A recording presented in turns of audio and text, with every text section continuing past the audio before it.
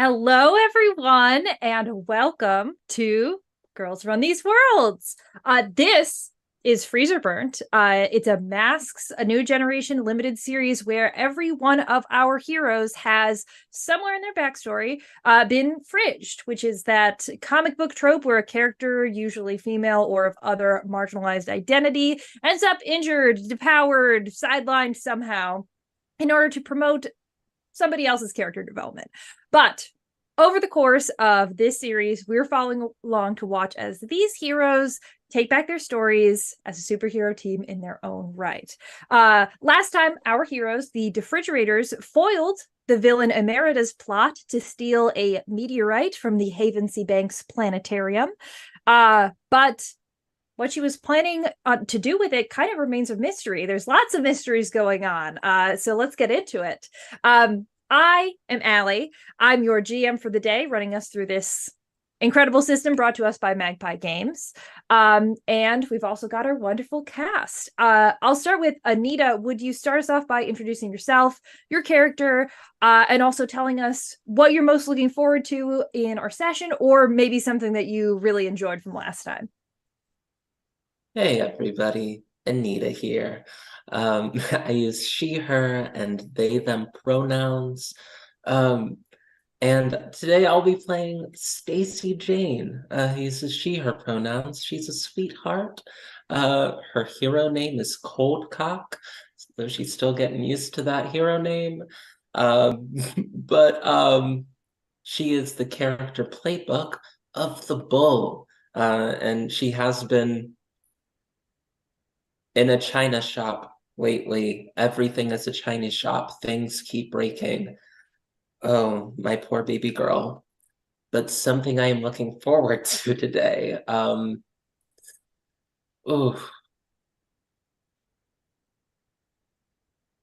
something that I'm looking forward to today, I think, is Thaw. Um, like this support group has been like a very big part of the center of this um like sort of adventure. And I'm excited to see what it's all about and to see this leader of this organization as well. Yeah, because Ali threw so many moments that were very good and also incredibly tragic and disrespectful to me personally. So, um, with all of that being said, I am going to pass it over to the incredible, talented, lovely Mateo. Please, Mateo, take the Hello, stage.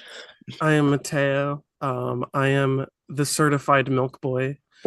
Um, I go by she, him pronouns. I am playing the Nova of the group, and my character is Witch, also known as Alice Fox, but nobody really knows that yet.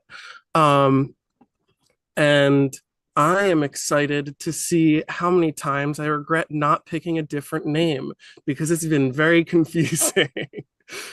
And now with that, I will pass it over to Alice, the one who is getting confused with.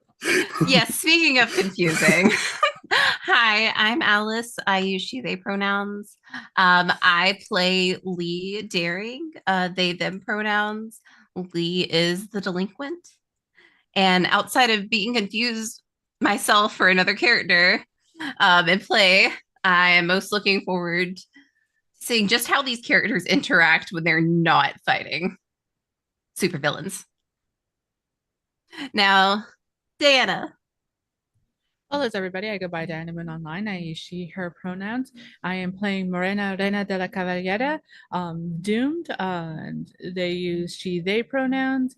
Um, and looking forward to what the news lines will say about our victory that happened, not the other girls, but ours. That's what I'm looking forward to.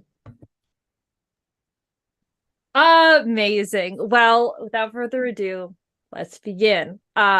So today's issue of Freezerburnt begins with a panel of a girl. She's about the same age as all of you. She's got Buddy Holly glasses, kind of a boyish mop of black hair that falls down over an angular face, a little bit flushed with pink. She's seated in a green carbon fiber wheelchair that is like absolutely covered in stickers and decals of all kinds. And her speech bubble says, I can start, Lenore, if you want. And the next panel zooms out to give us a better view of the setting. We can see that there's maybe 15 or 20 people in this sort of industrial style room, including our heroes. A handmade banner at the back proclaims this to be THAW, THAW, the Trauma Informed Halcyonite Advocacy Workshop, which is, of course, the support group for fridged people, which is how our heroes met in the first place. It's far from just kind of like a circle of folding chairs kind of support group, though. The members of THAW are all pretty comfortably seated throughout the room. Some of them are like perched in the recesses of the industrial beams that crisscross the space. Some of them are like cozied up in any number of eclectic beanbags that sort of dot the floor. You all have been coming here for a while. We're going to do the thing that I made you do last time, where, but in a very different context. I would love to know, where's everybody sitting? Like, where's everyone's kind of home base when you come to THAW and you're with your support group? And I think that this time I'll pick on Diana first to tell us where Raina finds themselves. Either hovering over the coffee cart because like most teenagers, just addicted to coffee, and it's actually pretty decent here, or in the corner, kind of like doing the whole like I'm watching every exit kind of thing, because they have that mentality of like anything can happen at any time. It's going to pop off, and either I'm going to decide to exit or attack first, you know. Yeah, maybe even wandering back and forth between the two, like coffee, vantage point, coffee, vantage point. Classic. Great. All right. Mateo, will you tell us where Alice, aka Witch, is situated? She's gonna be standing in the darkest corner of the venue, and just like leaning, not even sitting, just leaning on the wall in still full like costume, like not showing face, just standing there, just trying not to like be there, to be present. Great. You're also antisocial. I love it. All right. Where is Lee in this room?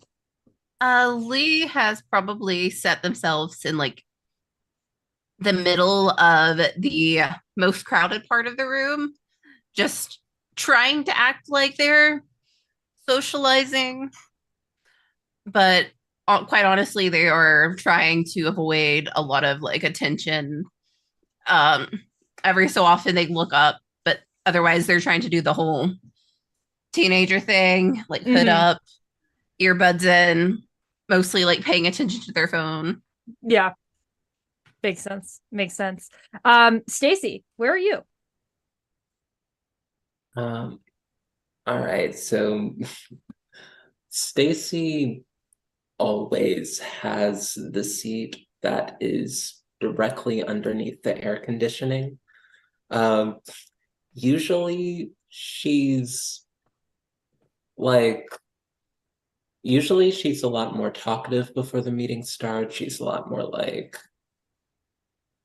happy to be in group, like socializing with other people there. But like today, she's like pretty much gone directly to her seat. She is in her phone. Her dads have texted her about, like, why are there bullet holes in your tank top? And then she had to explain they're not bullet holes, they're laser holes. And that didn't help. So it's been a little bit of a struggle on the phone. At some point, she's gonna put the phone away, but like she's 16 and she doesn't have self-control about phones yet. So it's it's just going to be hard until the meeting starts. But yeah. Good. Yeah, I mean, I'm more than 10 years older than Stacy, and I still don't have that level of control over phones. So, but great. Okay, so yeah, so we've got, our vantage. We see all of our heroes in their kind of different places in the room. And the girl's speech bubble from before, it continues across all the panels that are showing us this vantage point. And she says, for those who don't know me, I'm young me. I've been coming to Thaw for probably like 6 months now. And it's weird to say that I'm glad there are new people here, but maybe I'll just say that it's nice to meet you. And the next panel shows young me kind of smiling in the direction of a nervous looking young woman who none of you would recognize either, new to Thaw. She's got freckled white skin and curly ginger hair, and she kind of gives sort of a nervous smile back to young me, who then continues. Young me says, well, I started coming here because my dad's a hero. Flashbang, he's got like the dark blue suit with the sunburst on it, and some nods go throughout the room of acknowledgement. And young me says, and well, long story short, he was in this fight with Miss Appear, and she made sure that when he like finally exploded her hideout, that, well, I'd be collateral damage. I banged my head up pretty good, lost my hearing in one ear, but today I'm all right, all things considered. A truth that I would like to share with the group today is that I wish my dad saw my progress the same way that I do. Ever since my POTS diagnosis, like a few years back, he's been a little weird and infantilizing about my health, but now, like since the Miss Appear incident, it's dialed up to 11. And there are like snaps that go around the room. People seem to be responding to that.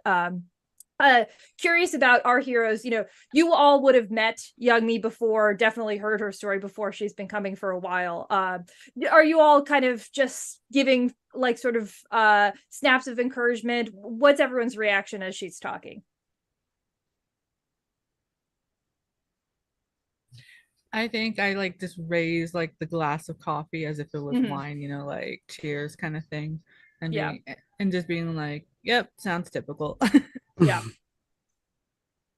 I'm doing like snaps, but like keeping them quiet so no one looks over here. Snaps with the gloved fingers, just like very muffled. Yeah.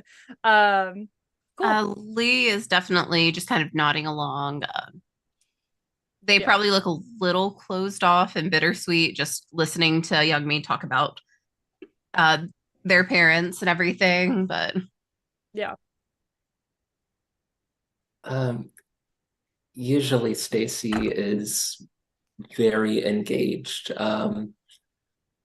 especially during shares, but like is just having a hard time focusing. And like will sort of like hear the snaps around and like snap along a couple of times, but like is just having a hard time staying present. Yeah. For sure. Well, Yagmi sort of finishes up with, like kind of a gracious smile on her face. And then Lenore, who is perched gracefully on the edge of the table, sort of like towards the back of the room, but not fully sitting, like kind of half standing, leaning. She's a very like tall, like stately woman, and her presence is kind of made even more like striking and more of a dominating presence by her attire, because today she's wearing like a sheath dress in like super bright lime green with a purple blazer over it, and she's got black hair that she keeps it up in a bun, dark eyes almost the same color as her hair, heart-shaped face, bronze skin, like just really, as soon as she starts talking, she really takes command over the room. And what she says is, thanks, young me. Would anyone else like to share? You don't need to if you're not comfortable, but we hold this space at the beginning of the meeting in case anyone has a part of their story that they want to share with the group. And my next question is, do any of you speak up to share anything with the group because there's a new member here today?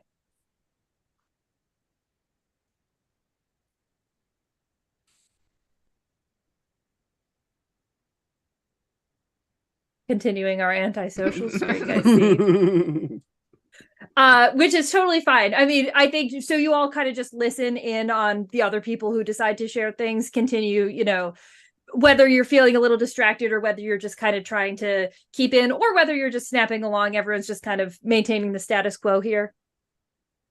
Yeah, I think Stacy has stuff on her mind that she wants to share, but like has never shared hero stuff before.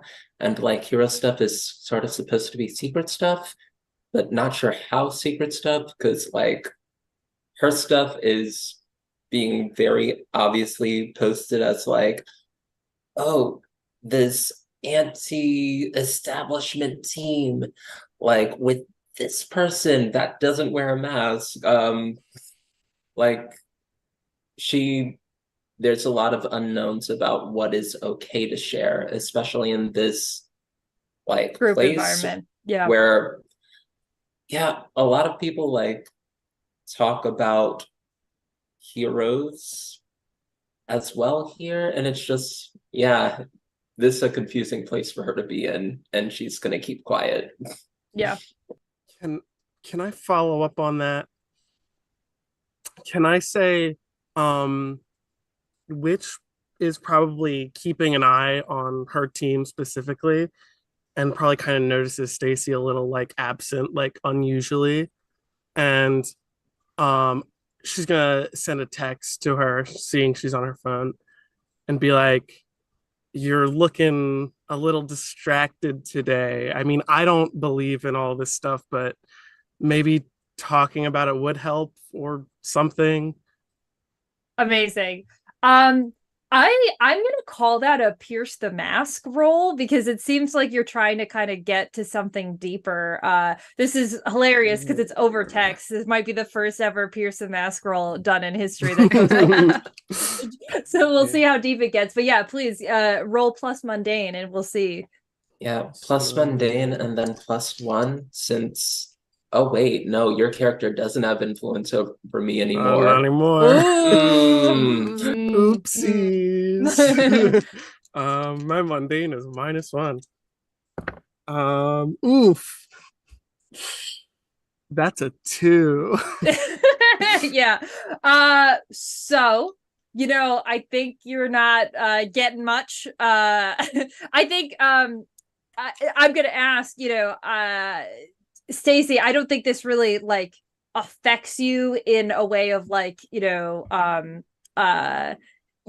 getting to the point of questions, but I'd like to see how you imagine Stacey reacts upon receiving this message. Oh no. Witch is mad at me for disagreeing with oh no with her last night about like where the villain should go. And is like checking in on me to make sure that I'm not going to spill everyone's secrets, because Witch is so into the whole secret identity thing. Yeah. I'm not going to say anything to anyone ever again. Stacey is so me coded with like you're mad at me. I get it. I see what's happening here. Absolutely. I'm in this great. picture and I don't like it. Okay. Yeah, no, for real. It's just like everyone hates me. I understand. I get it. Do you just leave her on red? Yeah, absolutely. Thumbs up react. No, just left on red. Better than the we need to talk text. So yeah, right. I don't think Morena never technically gives up anything other than obviously when they first arrived, but they do a thing where they have a notebook and they're scribbling things down, and what they're usually doing is listening to how the others got fridge, like, okay, so here's how to not be an asshole hero, and then like trying to like because Miranda needs a step by step to how not become their future self, but they're also thinking like, do I know this person? Were they even significant in the future? And then obviously not having most of my memories of that. It's like, and just Yeah. writing off like not important. Yeah, I love that there would be like one panel where it's like, okay, like don't dangle people off bridges, or just like whatever, like do not do. That's great.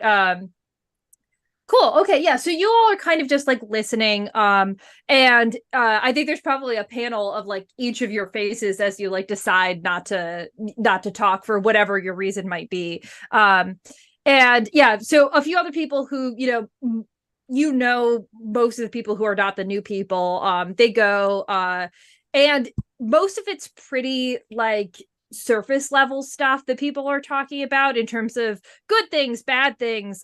There's a guy, George, who like got banished to literal hell only to return to find that his superhero husband had elected to have his memories of George removed to spare himself the pain. And he's, just in group sharing like, I've been really into Pilates over the past couple of weeks, like it's always that level of like extremes basically. And after the group kind of finishes, there's sort of like a lull. Lenore claps her hands together, and she steps forward and she says, I'll take us home. My name is Lenore Caldwell. I started Thaw a few years ago. Back then, my ex-fiance Middleman had retired from superhero life, actually in anticipation of our wedding. But his nemesis, Myopius, kidnapped me, and forced Middleman to choose between like saving me or saving a commuter train full of people. He chose the train.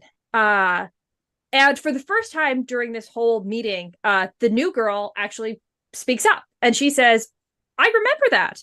Are you supposed to be dead? And there's kind of like a little bit of a silence in the room at that. But Lenore just sort of smiles, kind of like a smoothing over smile. Chad is making me laugh. And she says, common misconception. I survived the fall with, a lot of physical therapy, but our relationship did not survive. And now, Middleman's out of retirement and I do this.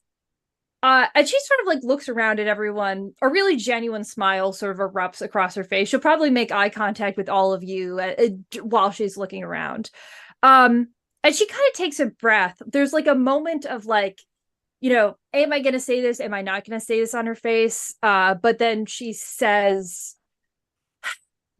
a truth I'd like to share with the group is that I heard Myopius was defeated last night, like for good. And I should feel relieved, I guess. But I had the same nightmares as always last night. Like everything we go through, I imagine, it's not a switch, it's a process.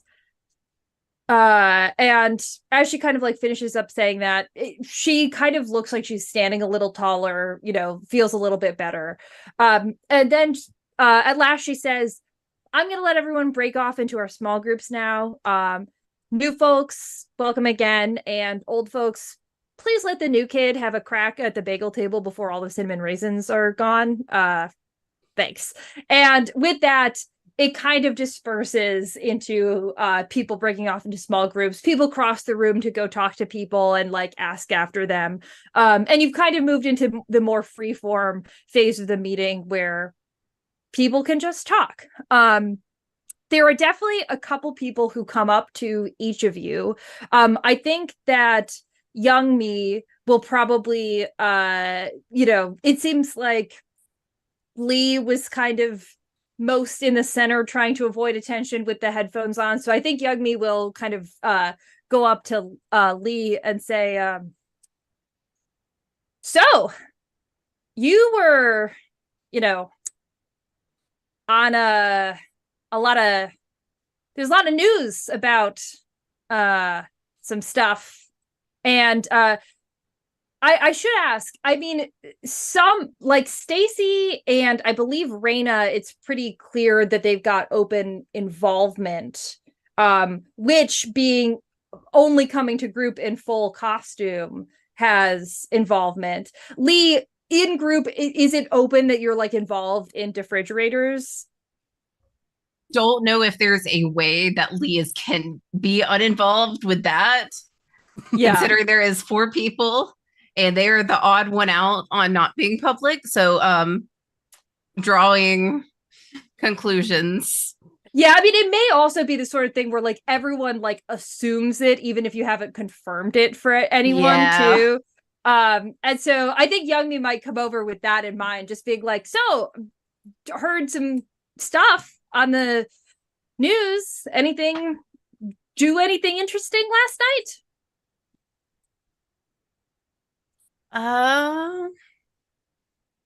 I mean, sure.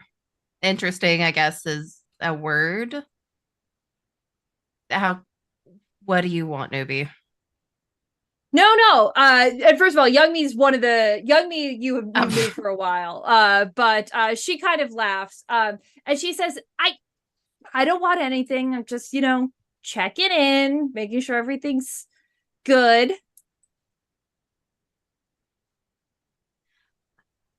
I'm alive, technically. So, like, no scars. Everyone else is alive too. So, we're fine. Cool. All right. Well, I'm gonna go get a bagel. And she kind of like rolls herself over towards the bagel table. And the rest of you, because there is now that you're in the kind of like dispersed section, do you all kind of join up with each other? Who is it that you all talk to, or kind of try to start up a conversation with, if anybody?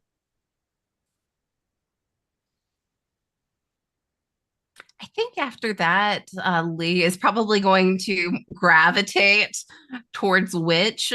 If not for conversation, then because Witch is intimidating enough, no one really goes over there without actually needing something. Very good. Yeah. Witch is just waiting for like there to be an opening for the bagel table. Just like like really wants a bagel but doesn't want to have to interact with anyone for that bagel. Sure. Yeah. Laser focus. Would you say this is something that Witch does a lot? Yes. I feel like probably every time. I feel like if that is the case, like good deed and all, Lee probably grabs like 2 or 3 bagels and then like shoves one at Witch. Love that. Very good. All right, how about Stacy?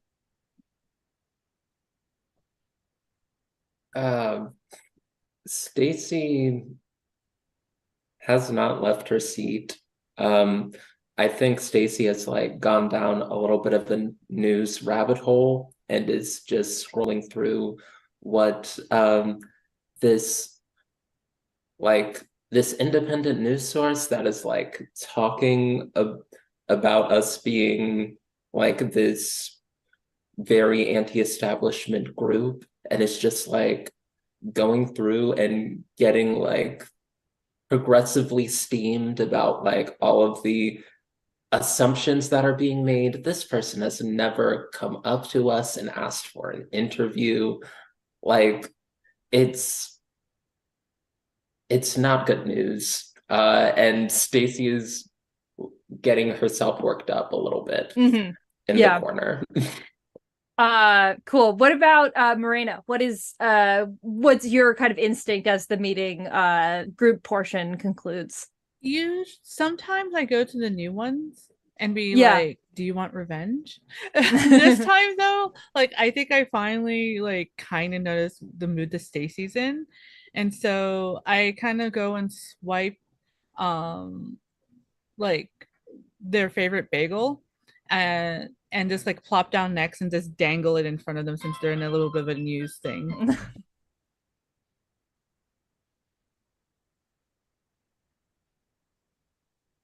Yeah. Stacy's favorite bagel is an everything bagel. So like crumbs like a little bit rains in the lap and it's just like oh um thanks Raina. And we'll just take the bagel.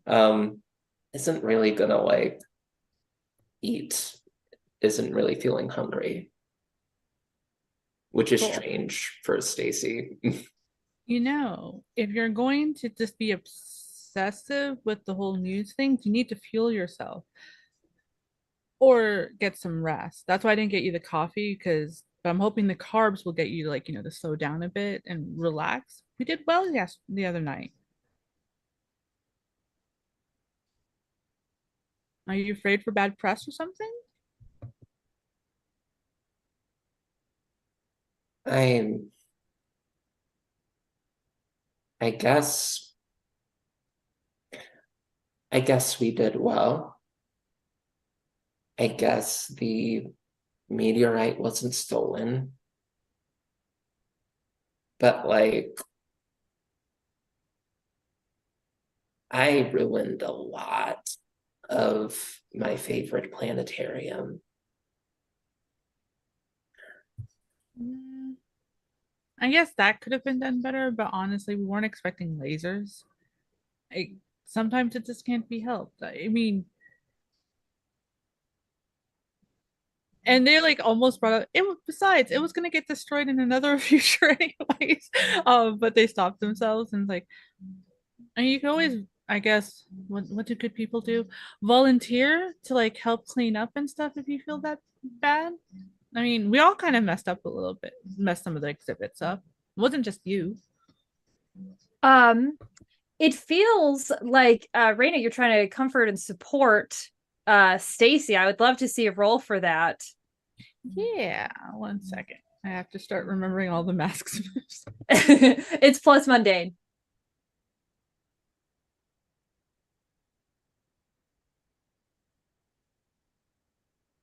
That's a 3, Chief. Great. Yeah, well, our mundane roles are not kicking off for us. So Stacy, So how does it go? yeah, I'm looking at this bull feature and it says when you comfort or support your love or rival, mark potential on a hit. When your love or rival comforts or supports you, mark potential when they roll a hit. No one's been rolling hits, so it's fine. I feel like, gosh, there's a lot of like there's just a lot of reminders about the day before, and she's stressed and she feels bad and she is clumsy. So I feel like she's just gonna grip her phone until it sort of crumbles in her hands. Um, as she breaks something important to possibly clear angry in the next scene.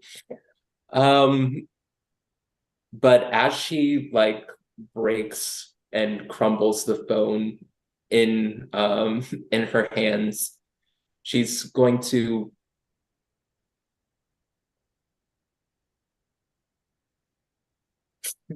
the phone like falls in pieces out and Reina will do the psychic construct of like a dustpin and broom and try to like put it all together for you. the picture of the lady was there and now it's gone. I need some air. Um, I Are you want going to to do start? something to fix this. So I think that I'm going to go to the university to try and find out what she was up to. It seems like she's a very smart lady and that the person the things that she was trying to do were important. At least she thought they were important. So I'm going to Haltech. I think I need to go now. If you want to And join.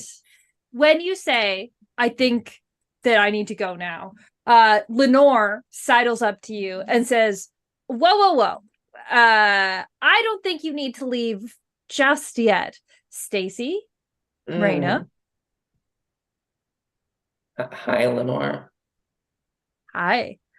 Why don't we go join? It looks like Witch and Lee are having bagels in the corner. Why don't the three of us go join them? I have something I'd like to discuss.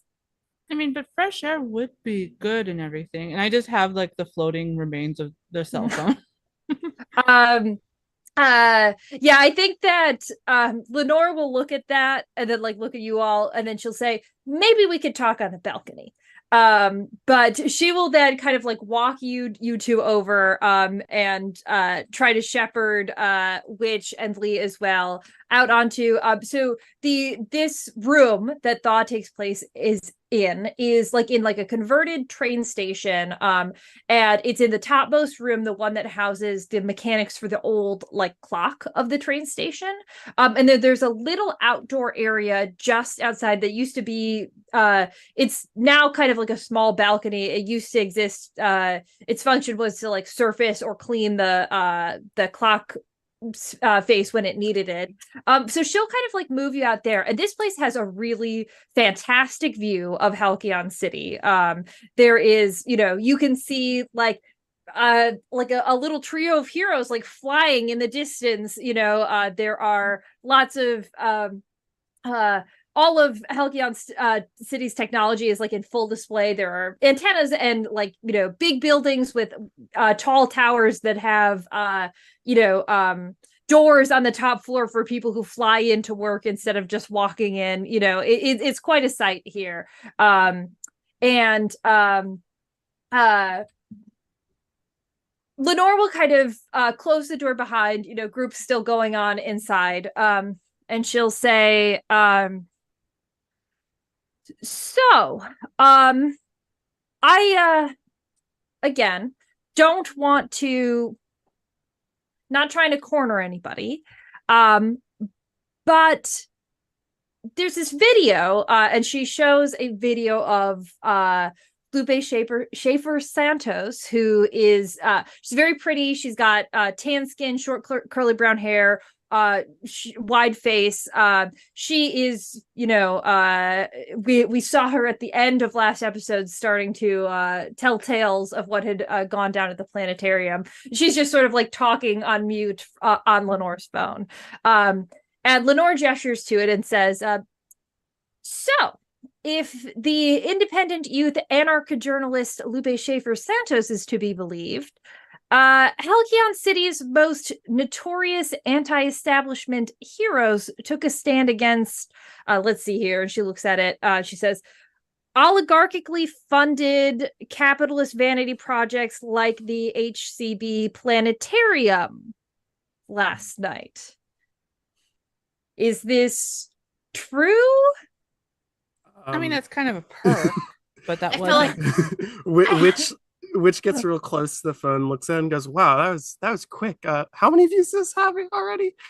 And she says, it looks like it's 5,032, but I have I have an alert so that when Defrigerators comes up, I get it pretty much immediately. I feel like I have plausible deniability for this. Mm-hmm. Yep. Mm-hmm. Sure thing, Lee. Well, why don't you just stay out here and accompany us as the three of us talk about what happened then? Yeah, I don't agree with their vigilante pursuits at all. Saying that now. Right. Sure. I'm unaffiliated. Yeah. Well, yeah, maybe you could just listen then. So everyone else, thoughts? I don't see the problem. I liked the planetarium.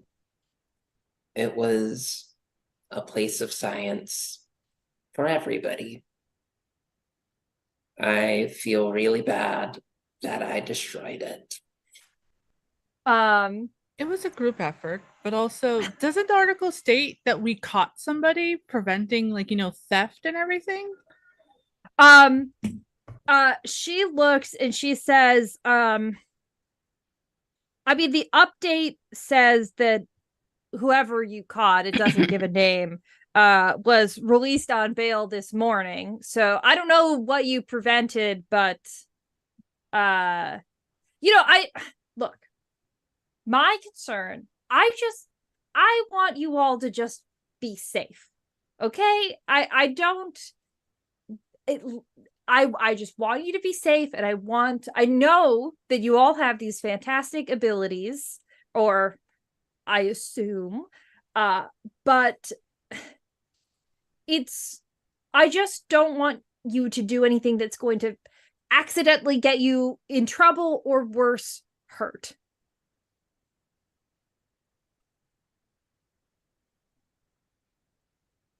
We're all fine, right? Right?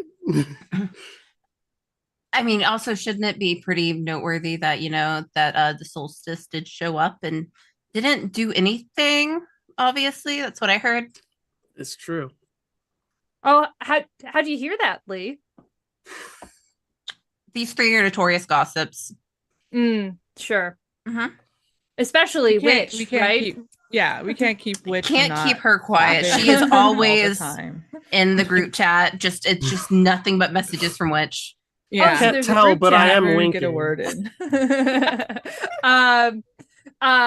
Lenore kind of says, like, all right. And I think Lenore has assessed the situation and seems to feel like, okay, Lee is fine. Witch and Raina at least seem fine.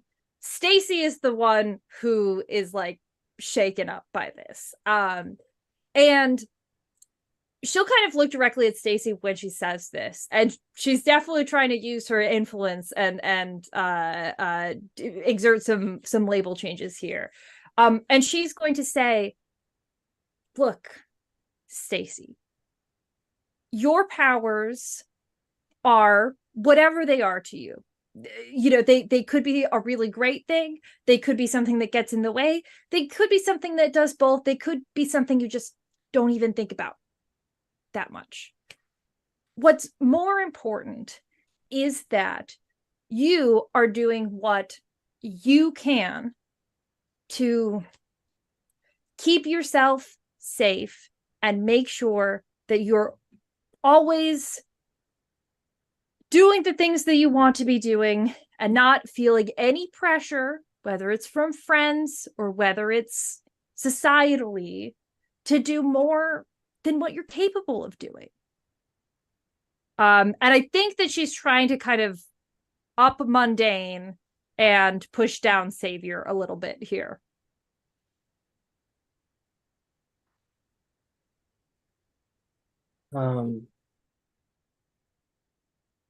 Yeah, sure. We, Stacy was present enough to like hear Lenore like have this really big like milestone in like dealing with her own stuff. And she feels really guilty about like, oh, you gotta worry about us now. Instead of like doing your own thing. And I think that Stacy is trying to like be nice and trying to appease this person that she respects greatly. So we'll definitely take that label change. And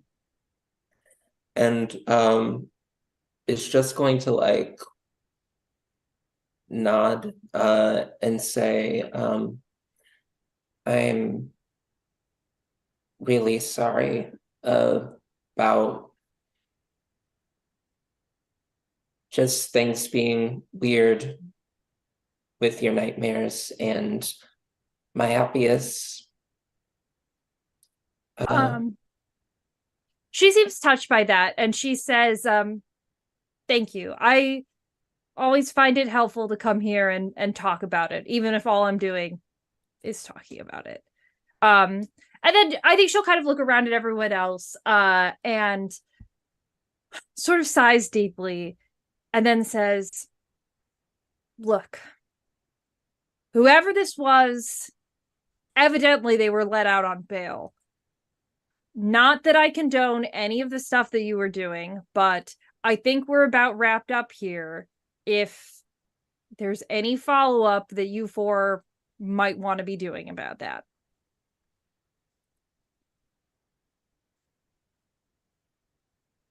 Well, I hope there's heightened security at the what's left of the planetarium, because that meteorite, someone might try to get it again.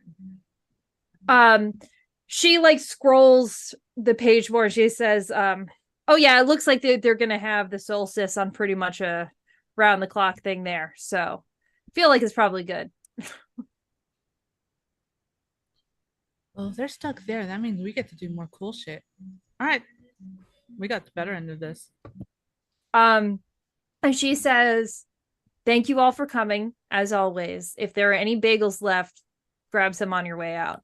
And she'll kind of like give you all a pretty genuine smile, and then she'll go back in. You can see that she like walks back in and ends up talking to that sort of the young woman who is new, and is pretty engaged with conversation there. That's our cue to change scenes. So yeah, it seems like Emerita may be out on bail. And it sounded like Stacy was forming a plan before. What are you all doing next? I think Witch is gonna talk to everyone and be like, we need to figure out what's so important about this meteorite, this halcyon it has, and what this villain wanted with it. I don't know the best way to do that, but Stacy, you knew something about where the science police, I guess, is how you put it last time.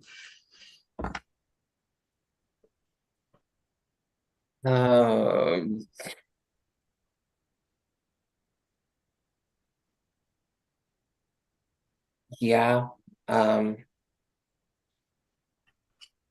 She seemed very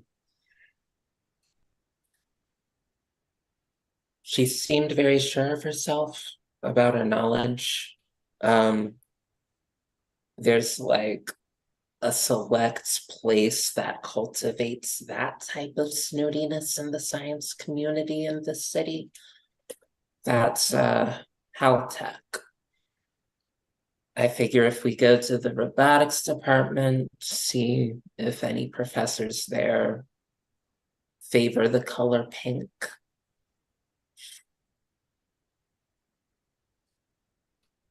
Now, should we go undercover, or I know you can't, you're already undercover, Witch, but what do you think is the best way we should attack this?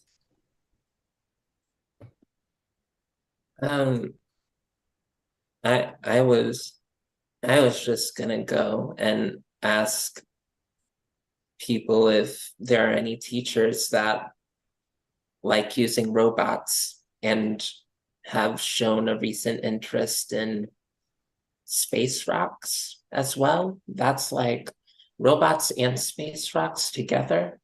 Those are two usually separate things. Studies, you know?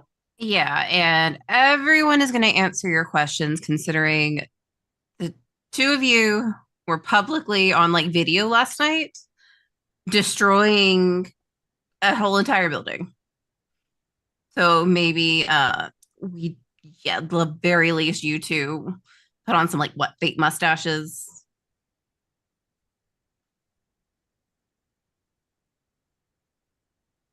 I mean, I can do, and then I do the thing from the witchcraft movie where I just like put my hand over and like subtle features change. Um, my hair stays blue because I never get rid of my lovely blue. So might not be that big of a disguise, but yeah. So like, Cool. I'm good. I'm ready. I don't really own that many different outfits other than this. And I don't do the magic stuff either.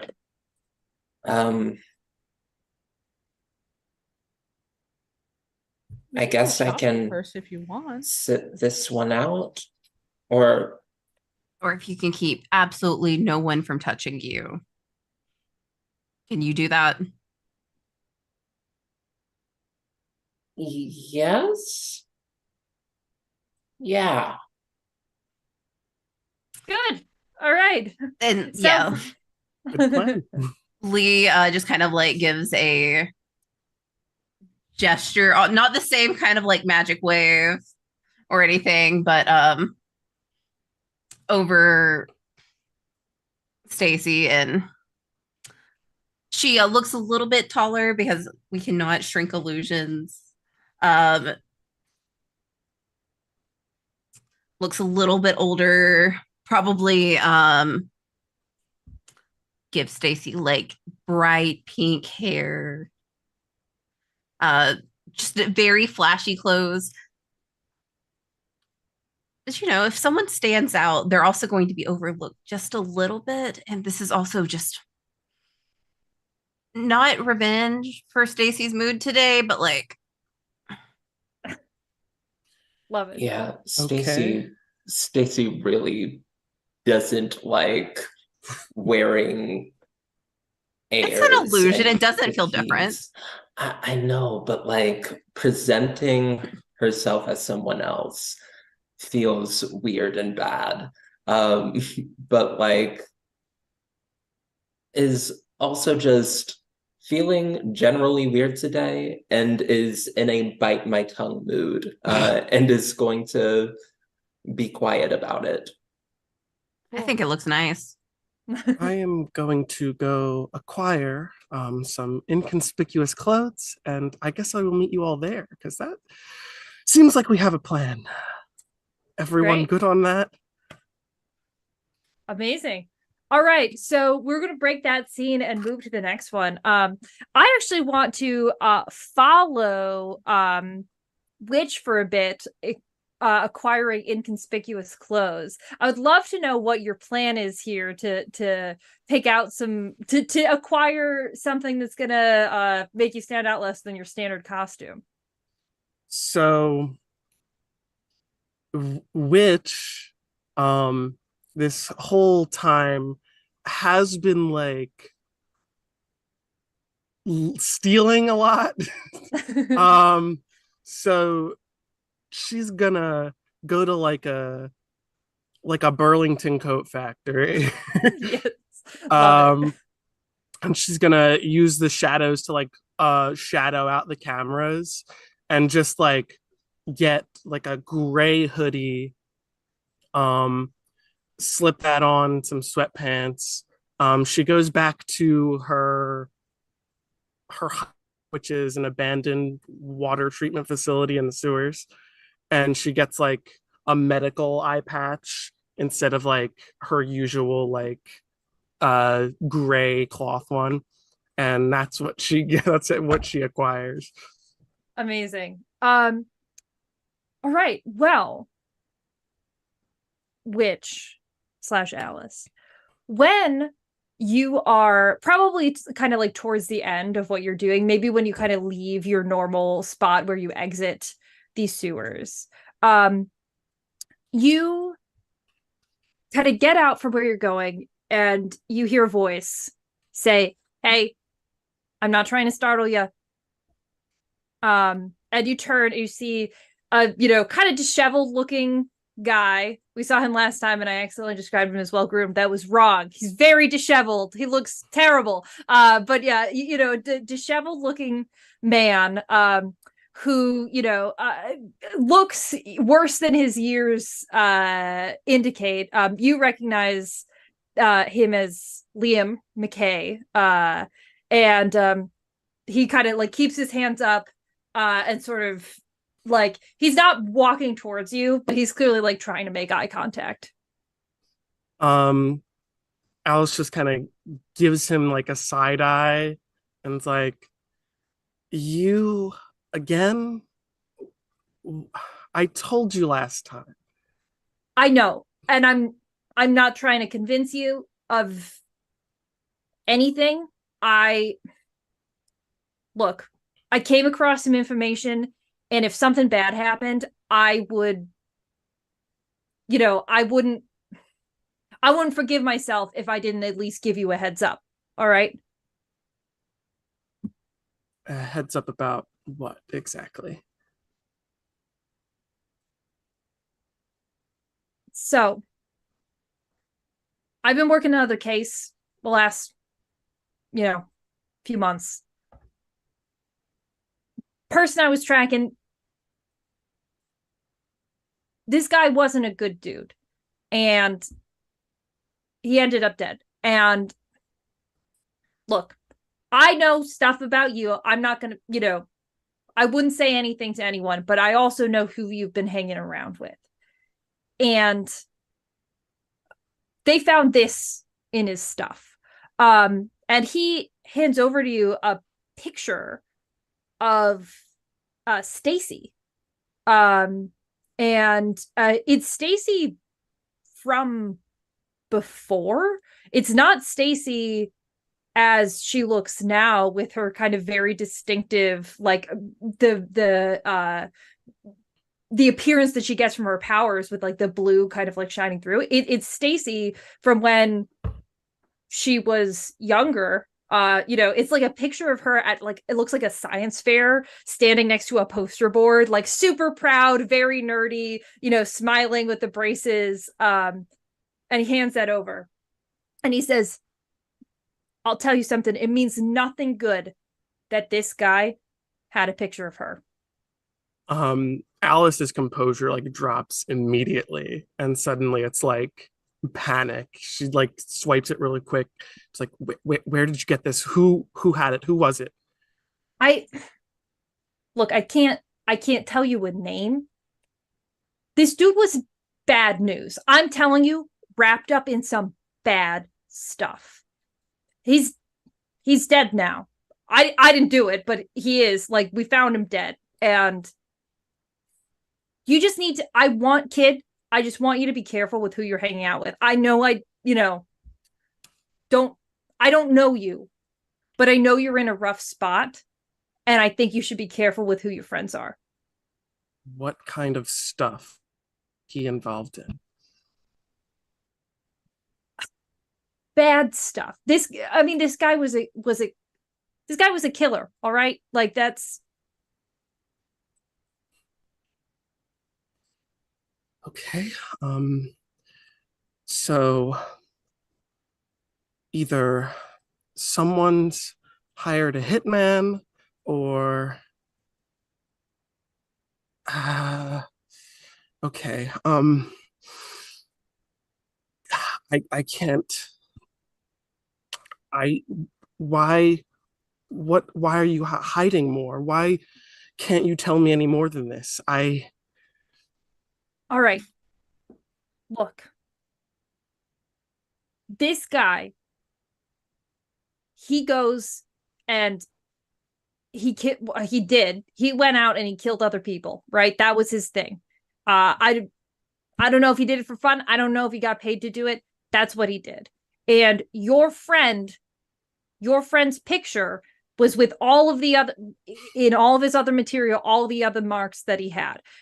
Again, he's not a problem anymore, but just like, I can't imagine why someone like that would have this picture if your friend wasn't tied up in some bad news. So maybe it's a question to ask. I don't know. Give me a name, McKay. All right. The guy didn't have a name that I even knew while I was searching for it, right? Okay. We clear there? Okay. He had a pseudonym that he went by sometimes. They called him the Chain. All right, the Chain. That's it. Hopefully, that's all I need. Now, if you're going to keep stalking me, at least be helpful and make sure no one else is following us. Look, I don't take orders from you. You're like 17. I'm a full adult man. He says this in a very flustered capacity that I think to you would indicate that he probably is going to do what you're asking him to do, but he seems very flustered about it. Yeah, whatever. Okay. I have to go. I have important things to do.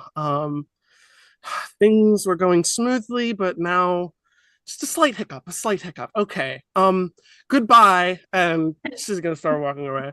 Okay, yeah. He'll call after you, like, just be careful. But then he will leave you alone from there. So everybody else kind of makes it to Haltech first, with your already in place sort of disguises slash everyday wear that doesn't indicate you. Haltech's a big campus. It's one of the biggest universities in Halcyon City.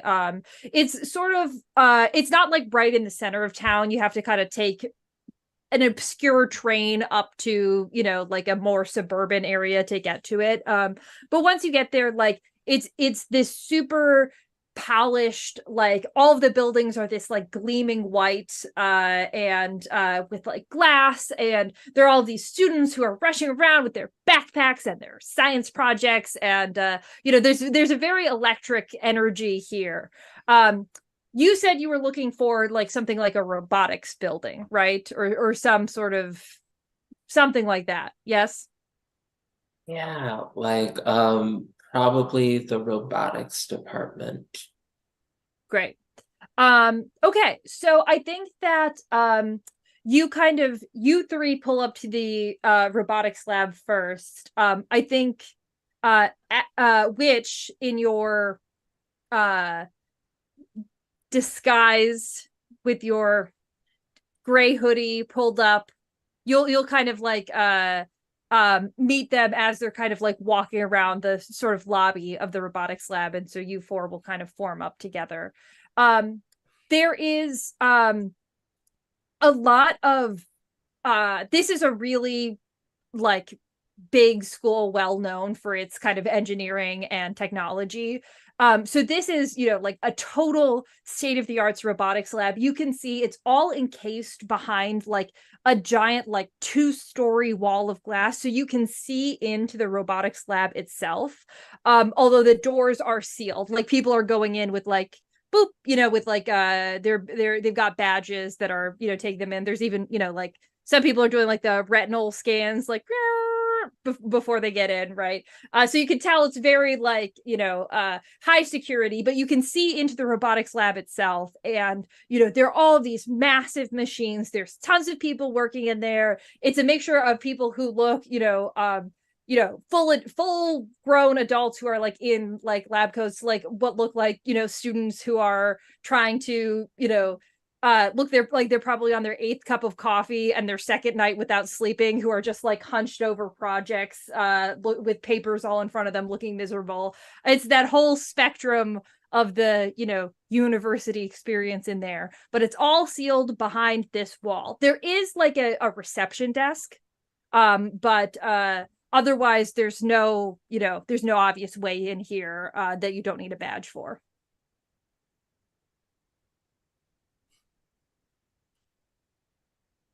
So, I don't really know this building or how this works, but should we maybe we say we're trying to get a tour? This is a college, right? This is all your area, Cece. Uh, yeah, Stacy, gosh, I'm I'm imagining like very big, very pink rose quartz hair, like a bit taller, like just like in general, more of an adult-ish body is being shown to the world, and Stacy feels so uncomfortable. Um, just like, oh wow, people are like, yeah, this is a new way to move through the world, but yes, let's do the job. Stacy knows science things. I will walk up to the receptionist um, and say, hello. I Hey there. I am a student that is interested in possibly applying to Caltech. And I have heard a lot about a professor that works with the robotics department. I cannot remember their name right now. For sure. I can totally help you out with that. First of all, welcome to Haltech, home of the Falcons. So lots of great stuff going on here. So are all of you prospective students? Yeah. Great. Definitely. Yeah, all interested in robotics or kind of like all over the place? Robotics, maybe some astronomy. Oh, Future tech is yeah. pretty neat, looking into the future. Is there anything like that here? Like, look, do you mean looking in the future in the sense of like time travel or in the sense of like, divinatory studies? Or because we got a few things. You can also always make Really? your own concentration. That's really cool. You just need to get an advisor to sponsor you. But I'm getting it out of myself. Suddenly Anything like Raina's that? more interested. Like, really now? Like, I gotta look this up. Yeah, Rita's like, give me that application. But yeah, so this reception, who's like this very bubbly person with kind of like like short cropped hair that's like it's so short that you can't really even see what color it is, but has really big like enthusiastic eyes. He kind of says, so yeah, no, I'd be happy to help you with all of that. So you're all prospective students. Did you go to Haltech High or and Haltech High, Stacy? That's where you used to go to school. I did. Yes. Great, yeah, we have tons of students who come in from Haltech High, especially if they're interested in STEM. So yeah, so you said you're looking for a particular professor. I'll be honest, like most of the time professors don't normally like come talk to prospective students, but maybe I can help you find who you're looking for. Um, I remember I saw a showcase on, I think they did a TED Talk or some type of talk, where they used robots that were specifically pink. I remember that video. Pink robots. Huh. They're from the robotics department or like engineering or something? Something like that. Yeah, yeah. They All were also right. like study aid robots. They liked to like, yell at the students or something. I can't remember what the phrases are. Sure, sure. I can't think of a particular thing, but hey, and he starts calling over a professor who's walking by, older dude, he's got kind of very like uh he has very tan skin, looking like a big Santa kind of beard, and she calls him over and says, Professor Brentwood, and he walks over to the desk and says, yeah, can I help? And the front desk person says, yeah, so these folks are looking for, do you know what the professor looks like? Because Brentwood here knows everybody. Uh, I can definitely describe the image that I was scrolling past and looking past often. So I do. Okay, I great. describe this person. Yeah, and he says, that that sounds like Professor Mason. Uh, Professor Mason is in the comparative media and semiotics department, but that's 2 buildings over. But yeah, that sounds like her. Oh. Maybe I was mistaken. I could have sworn I read a paper about her in robotics, but maybe I will hop over to that building and see if I'm just mistaken or something else. Thank you, Professor Brentwood. And he'll kind of like nod at you all and leave. The front desk person will like kind of pull out this paper map, like slap it down on the table, like start drawing you directions to the comparative media department, hand it over, and he'll be like, and yeah, like prospective student tours, they start at 10 on the quad. They start at 10, 1, and 4. So you don't want to miss one of those. And remember, go Falcons, caw, and also definitely if you end up coming here, like I work here, so come hit me up. Great to meet you guys. Yeah, I'm Steve. I'm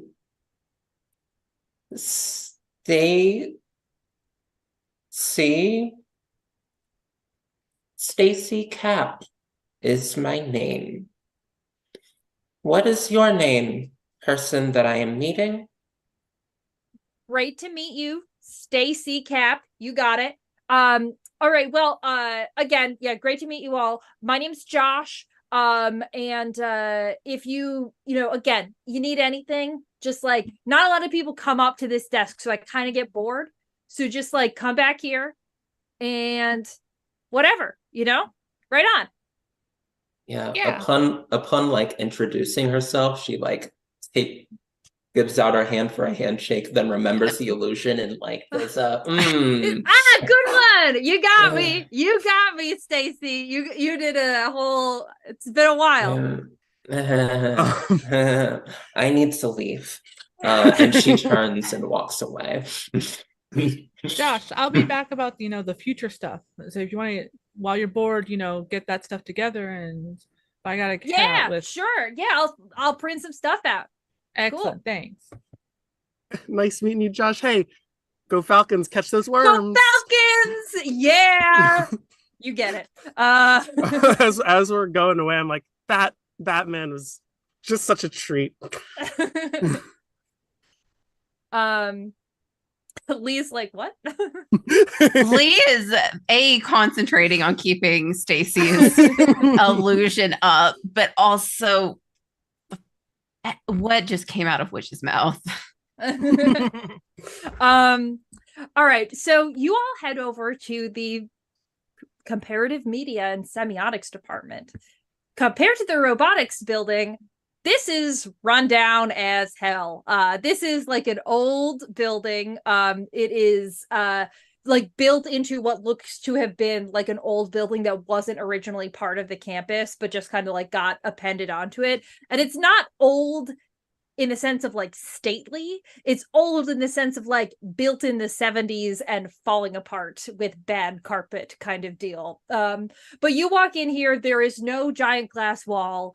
There's no perky receptionist. There is nothing like that. It's just kind of like a bunch of halls that go one direction to another. And will you kind of just wander around looking to see what you can find here? Yeah. Stacy has sort of like recognized and accepted that like after getting kicked out of Health Tech High, she's probably never going to be able to come to this university. And going through today pretending to be a prospective student and like lying by omission, uh, it it doesn't feel great.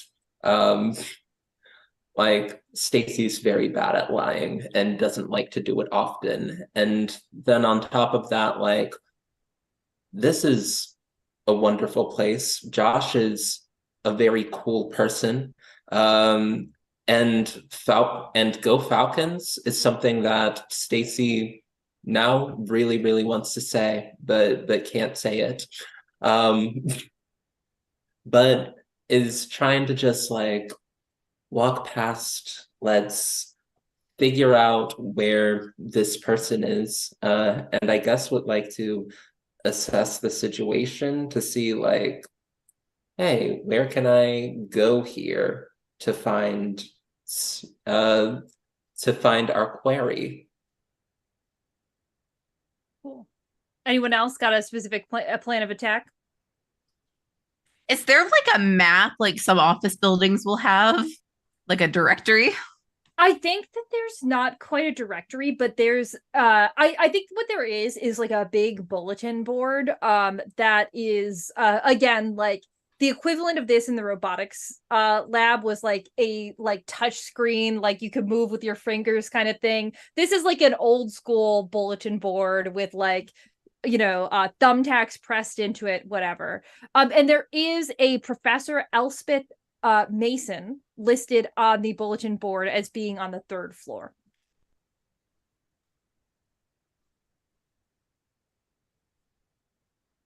Raina's just vibing and just following what everybody else is doing. She is right here, Stacy. If you really just want to go confront her in her office.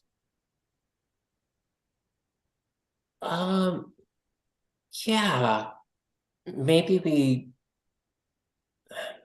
I feel like if we like confront her, then she's just gonna like monologue at us again. Maybe we like pretend to be prospective students still and just say that we've heard about your studies and want access to them and to pick your brain on your thoughts about them. Do you have any idea what this media stuff is? Can that be what I rolled to assess the situation on? Yeah, absolutely. Absolutely. Roll to assess the situation just in general, and we'll see what questions you want to ask. Beautiful. I went to Google and Google did me right. I got an 11 on the die. Amazing. I have a 0 on my superior, and right now I am guilty. So that's a -2 to my stuff. So that is a 7 to 9 on assess the situation. Great. Pick a question. What here can I use to blank? What here is the biggest threat? What here is the greatest danger? What here is most vulnerable to you? How could you best end this quickly? What here can I use to get more insight about Professor Mason? Yeah, so there is you can see that there is again like there's a couple like there's no like reception desk or anything in here, but there are like a couple of like communal bookshelves, and you can see that some of them have even like class listings just like kind of haphazardly placed on them, but they have books as well that like if you looked you might be able to find something that gives you insight into who she is or what she does. Stacy likes books. And if the group is cool with that, we'll plop down and just start scrolling through looking for papers under the name Professor Mason. Yeah, so you can see that Professor Mason teaches a lot of classes about superhero media as it exists in Halcyon City, and like how it has like developed over the history of Halcyon City, and also about how uh lots of classes too about like ways that heroes market themselves or how they like are presented to the world exteriorly, or and how they're put in contrast with villains. So she teaches a lot of classes along that line. You could even see on the bookshelves there are a couple books by Mason kind of comma Elspeth, and they're called like the hero archetype, a brief history of villains in media. That seems to be her area of expertise. She also teaches like a couple one-on-one classes that are more, like the basics of media literacy and things like that. But her specialty area seems to be the superhero stuff.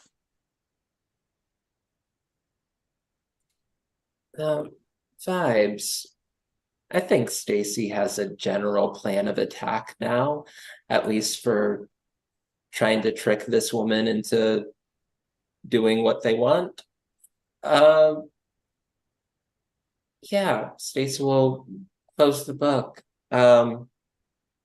It seems like she's interested in how superhero culture, just in general in the city, sort of affects like the way that people write about it in fiction, in nonfiction, in media. She seems pretty obsessed with supers as a point of study. So maybe that is something we say. We're like, hey, what?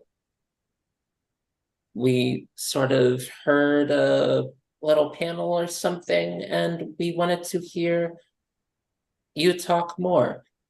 Academics love to talk more. So we can get them talking about something that they're passionate about, that might help. That sounds super boring. So I'll let you three do that, and I'll stay in the hallway and just make sure she does recognize y'all if it is actually her. Tries to escape, I'll set up an invisible like trap or something. Plus, if it's not 4 people, maybe won't get suspicious. I think 3 seems like the number for college people. I don't know. How are we going to slip in? Let's say, how are we going to make her slip about whatever she knows about this halcyon?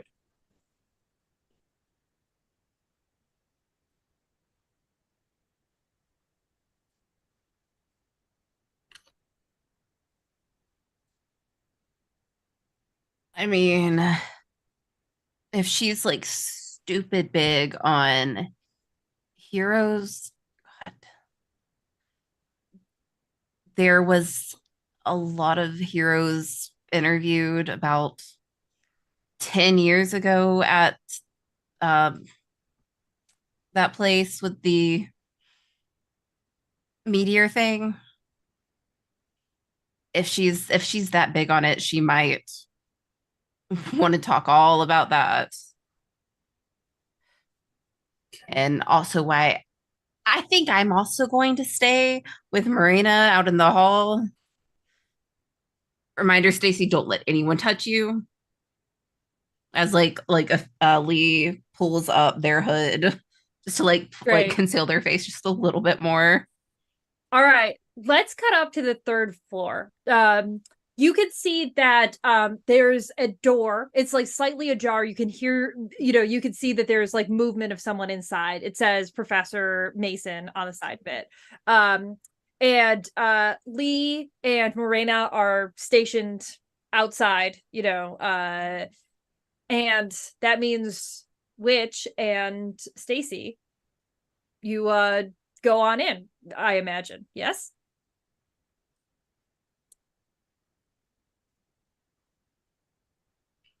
Yeah, I'm gonna Yeah. after you. All right. You got Stacy, this. We believe in you.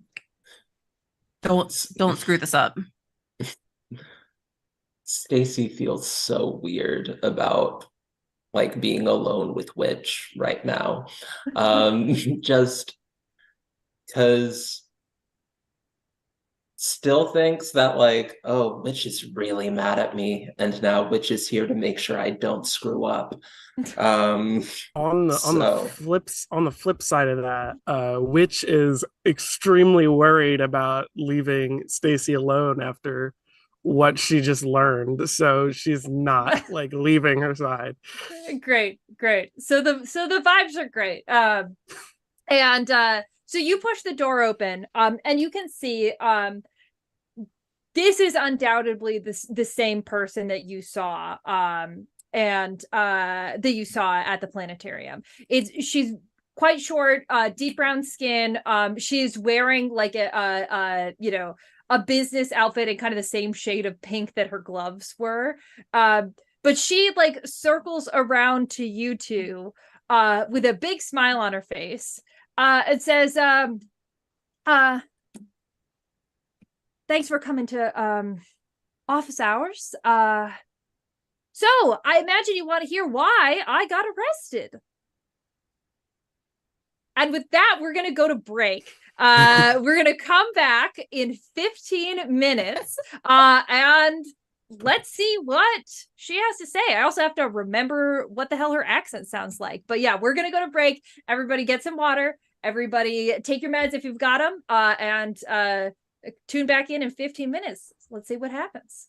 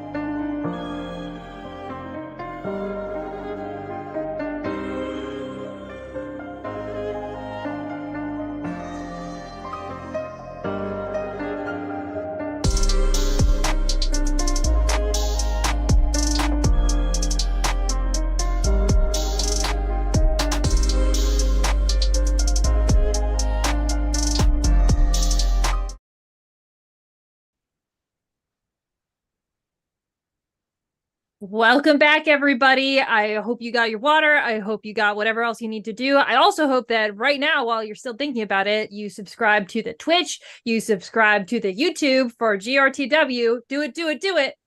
Okay, great. You did it. Now it's time for us to get back into the action. The action being having just made their way into Professor Mason's office and discovering she was indeed Emerita. We have Witch and Stacy who have been confronted with her saying very enthusiastically, "So, I bet you two want to know how it is I got arrested." Sure. I don't usually get to do gossip a lot of times. I'm usually not invited to gossip. This will be fun. Yes, I will sit.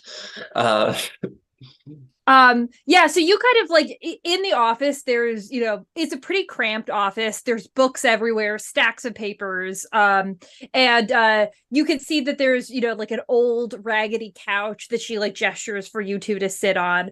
And she says, so I don't actually recognize you two, which makes me think you're not my thesis students, but you're probably in one of my intro classes. Is that right? Yeah, sounds about right. Yeah. I I've just read your work and I've wanted to know more. Well, good. A lot of people are using today as an excuse to drop by because they want to know the gory details, and I'm prepared to give them. So don't worry. I'm not I'm an open book. And she kind of walks from behind her desk. And you can see that she's got a big solid ankle monitor around one of her ankles. It's clearly also it's about this wide. It's made of some very sturdy looking metal, and it's blinking every once in a while. This yellow light is kind of emitting from it. But she says, well, the rumors are true. I did try to steal something from the planetarium. Did not succeed, which was not ideal, but I don't have any regrets. And if I'm being honest, I'll probably be back at it again as soon as I have the opportunity. So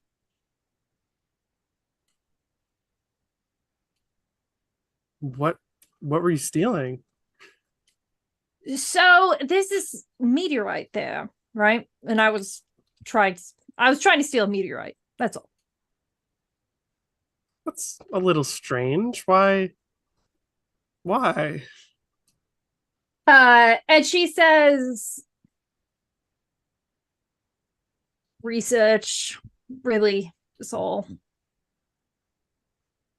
I've read a lot of what you have to say about supers and how it's really affected the collective imagination and just how it's shaped fiction just in our society and culture. And So true.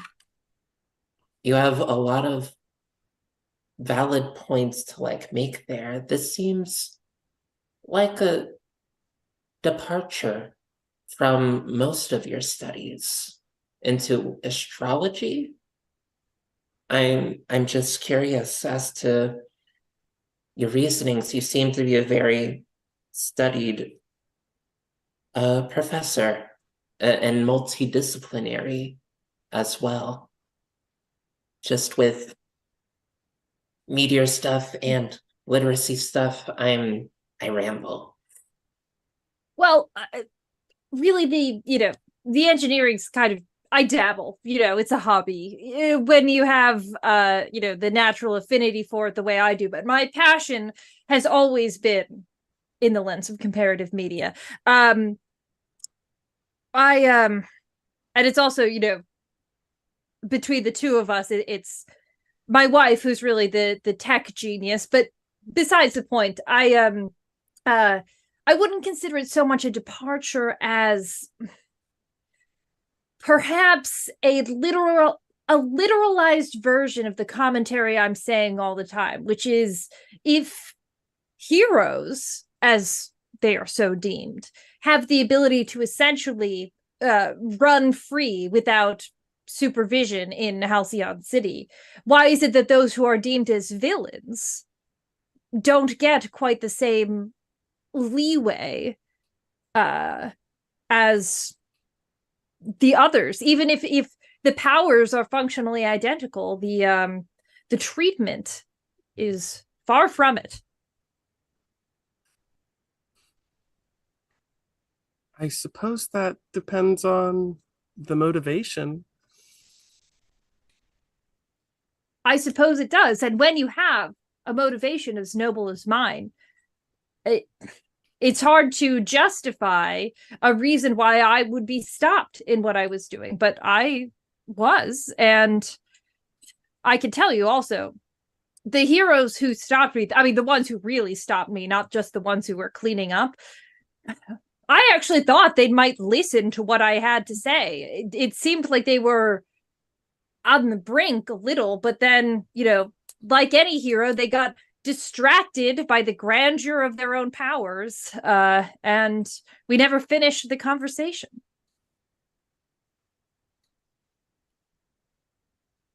Sometimes heroes should take a seat and listen. I would love to hear about how sort of this meteorite. So this meteorite was more of a symbol than anything else of like, or does it have something to do with like perceptions of villainy and super dumb? I admit history isn't my area of expertise. Is there something special about that rock? She has like a look of very obvious guilt flash across her face. And then she kind of like flops down in her office chair. She's been kind of like standing and, like as if on a pulpit and kind of lecturing at you. But she sits down in her chair and says, look, I mean, clearly you understand what I talk about in my classes. It would be comforting if I could say that what I did was purely symbolic, but the truth is I did have a reason for wanting to steal what it's just somewhat of a personal one.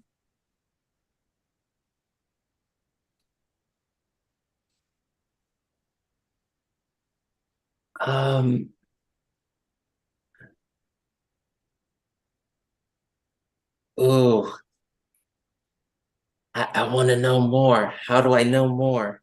This is Anita thinking out loud. This is not Stacy. I think she'll say that. Yeah, I think she'll try opening up to her in an attempt to like. I think she's gonna share something personal in an attempt to like get something personal uh out of Professor Mason, and just say, this this city is really weird. It takes like people that are pretty normal and puts them through a bit of a ringer. And when they come out the other side, well, I was in my academic career, I met up with some super shenanigans that ended up hurting me really bad and really messing up my academic prospects for a good long while. And if there sometimes I think about what I've lost and the people that like gained from what I lost. And I get mad and sad and also guilty because like it's weird that like we survived through all of this. And yeah, it's strange what becomes important to us. I know what you mean. I'm gonna have you roll to pierce the mask. I'm gonna have you roll plus mundane. Let's see if this becomes the first successful mundane roll of the evening. I am no longer angry. So and we have team. We have team if you need help. Yeah, I'm no longer angry, and Mama Lenore just upped my mundane, so I get a +1 now. All right, Google, the stage is set. We got this. Don't just make it happen for me.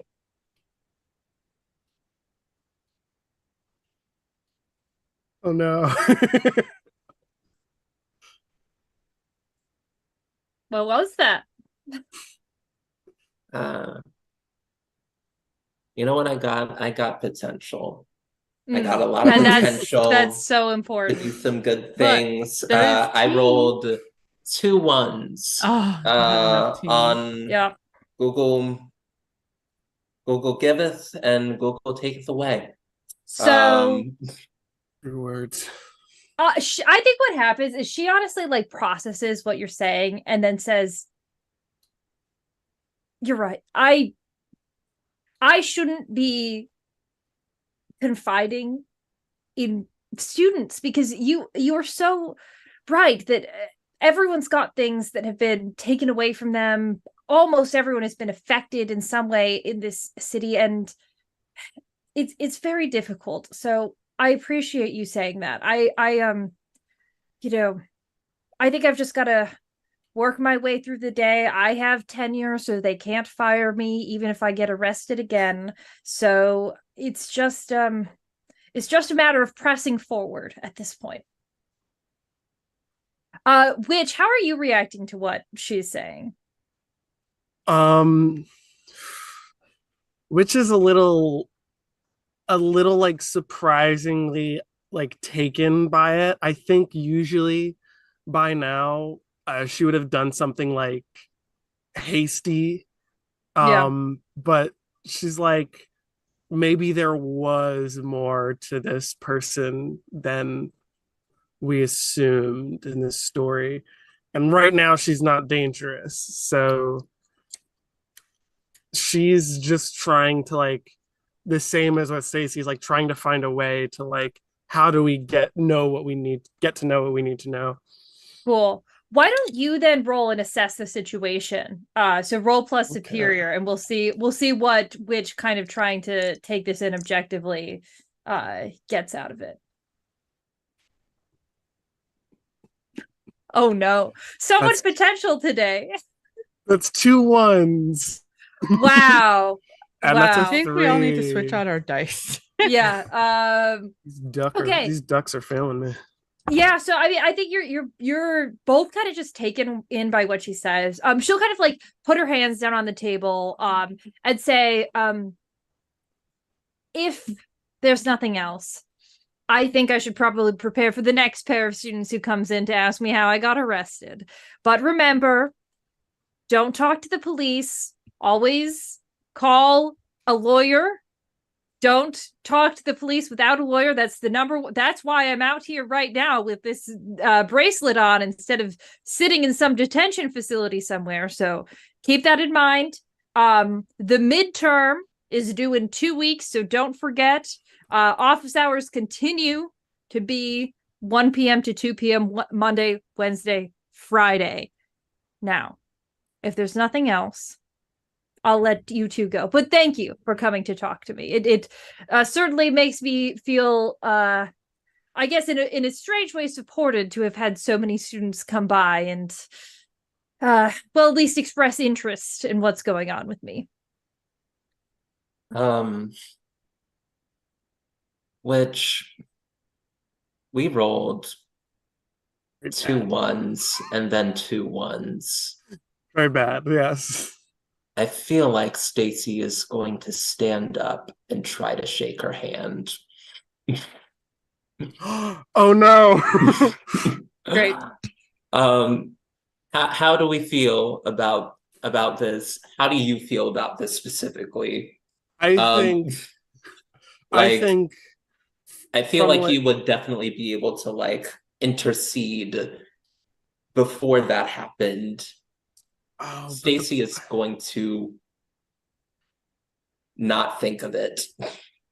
the problem here is that even if even if Alice touches her to like stop it, it's um gosh, before um before they go to shake hands, like before she like reaches out to Stacy, um Alice is gonna like yell really loud like, I need a pencil please. Just like out of nowhere. Fantastic. We're gonna make that a roll to defend. Because let's see how well this goes. Let's have roll savior for shouting, I need a pencil, please.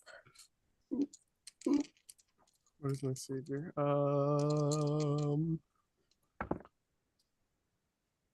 That's a 12.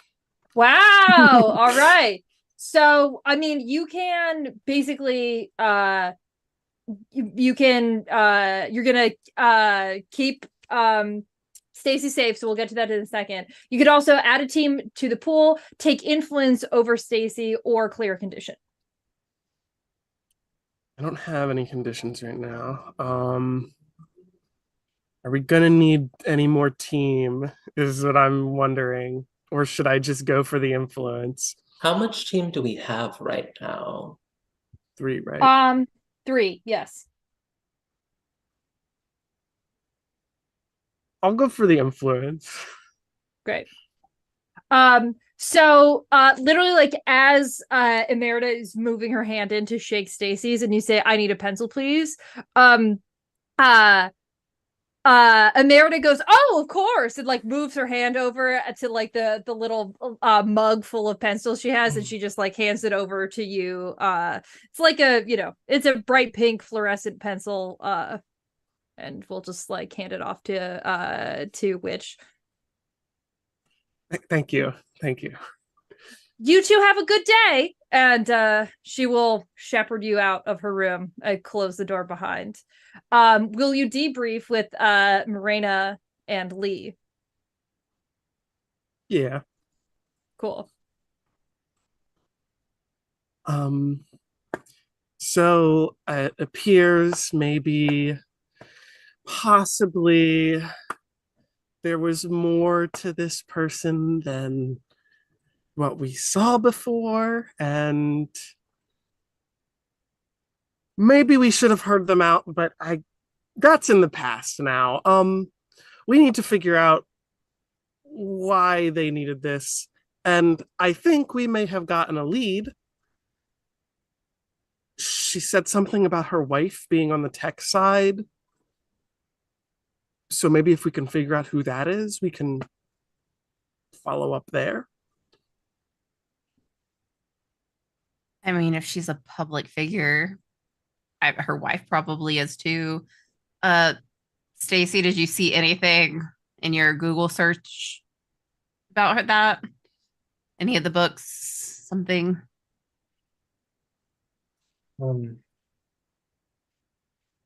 Like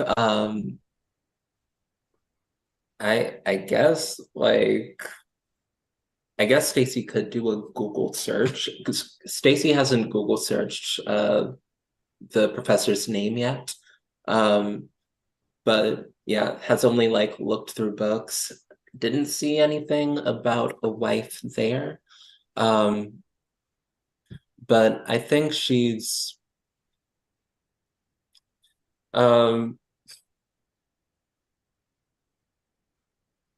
I think she'll like take that cue and go Google searching to try and find out something more about this professor's personal life. I think she'll say that like the halcyon um probably isn't like a threat danger to the city, since it seems like to her it's not like a power thing, it's like a personal thing. um I'm not sure what it's about, but Cool. Well, apparently that's it's, oh, sorry. Well, that sounds like because as we recall, Stacy has a busted phone right now. That sounds like maybe we're heading to the campus library to do a little bit of research. Um is that Oh, yeah, dads are probably worried about me. It's fine. Let's go to the library. cool? Yeah, so I think you all will next scene cuts to the library. You all and you make a very interesting looking group here. You know, the big pink hair, the like, you know, eye patch, like you're all kind of dressed like you're going to different places kind of deal, you know? So it's very and you're all sort of crowded around like the guest computer section of the library. A lot of people in here, you know, studying and I think that it won't take long to discover that Professor Elspeth Mason does have a wife who is a private or who is a public figure, and her name is Lavinia Mason. But what you discover about her, interestingly enough, there's some, you know, like articles here and there about Lavinia Mason's work in the field of robotics. And like here is where you do see those pink robots, you know, pink fluorescent metal robots that are just, you know, that can carry out tasks. You can find like her work in like making like reinforced metals that are especially good for, you know, certain engineering tasks and things like that. Very, you know, a very impressive woman. But the most interesting detail that you find out is a Facebook page, or I guess not Facebook. What did I decide it was called? Kingfisher page. Kingfisher is the social media of choice in Halcyon City, and there's a Kingfisher page post that is from someone who is not Professor Mason. But you know, seems like a friend or maybe even a friend of a friend that says thoughts and prayers for Lavinia Mason. From what I've heard, she's been knocked out pretty bad by something, not sure what it is, looking dire. She's being cared for by her wife now, but please keep her in your thoughts. Heart, heart, heart, heart, heart. Praying hands emoji, praying hands emoji, praying hands emoji. And this was dated maybe like 4 days ago. Huh. Are there any superhero with big things 4 days ago? Um, what kind of thing? I imagine that maybe Lee would start Googling for this. Like, Yeah, what they kind of do. thing would Lee be looking for? Just like any big flashy superhero supervillain fight that could have involved like members of public, because if this other Miss Mason is getting like the vague, oh, she was knocked out by something, that's Cool. interesting. It is interesting. Yes, and I really like that that's your line of thinking, because I'll tell you what you start to see. You see an article from just this morning posted about Myopius having been defeated, having been found dead, as Lenore alluded to this morning. You see that the notorious assassin, the Chain, was found dead a couple days ago. And then you also see that there was a villain. This villain is not named. This is not in like a big news thing. It's like someone's post on Kingfisher that's like one of those villains whose names I don't know. Seems like they got knocked out 4 days ago, like knocked out just outside of the park. There's post after post after post, not all on the same news site, like they're from a bunch of sources. They are all about villains who have been, either died or they've been knocked out or their powers have stopped working, all from the past like week. Hey guys, I'm starting to think this might be bigger than some stupid rock.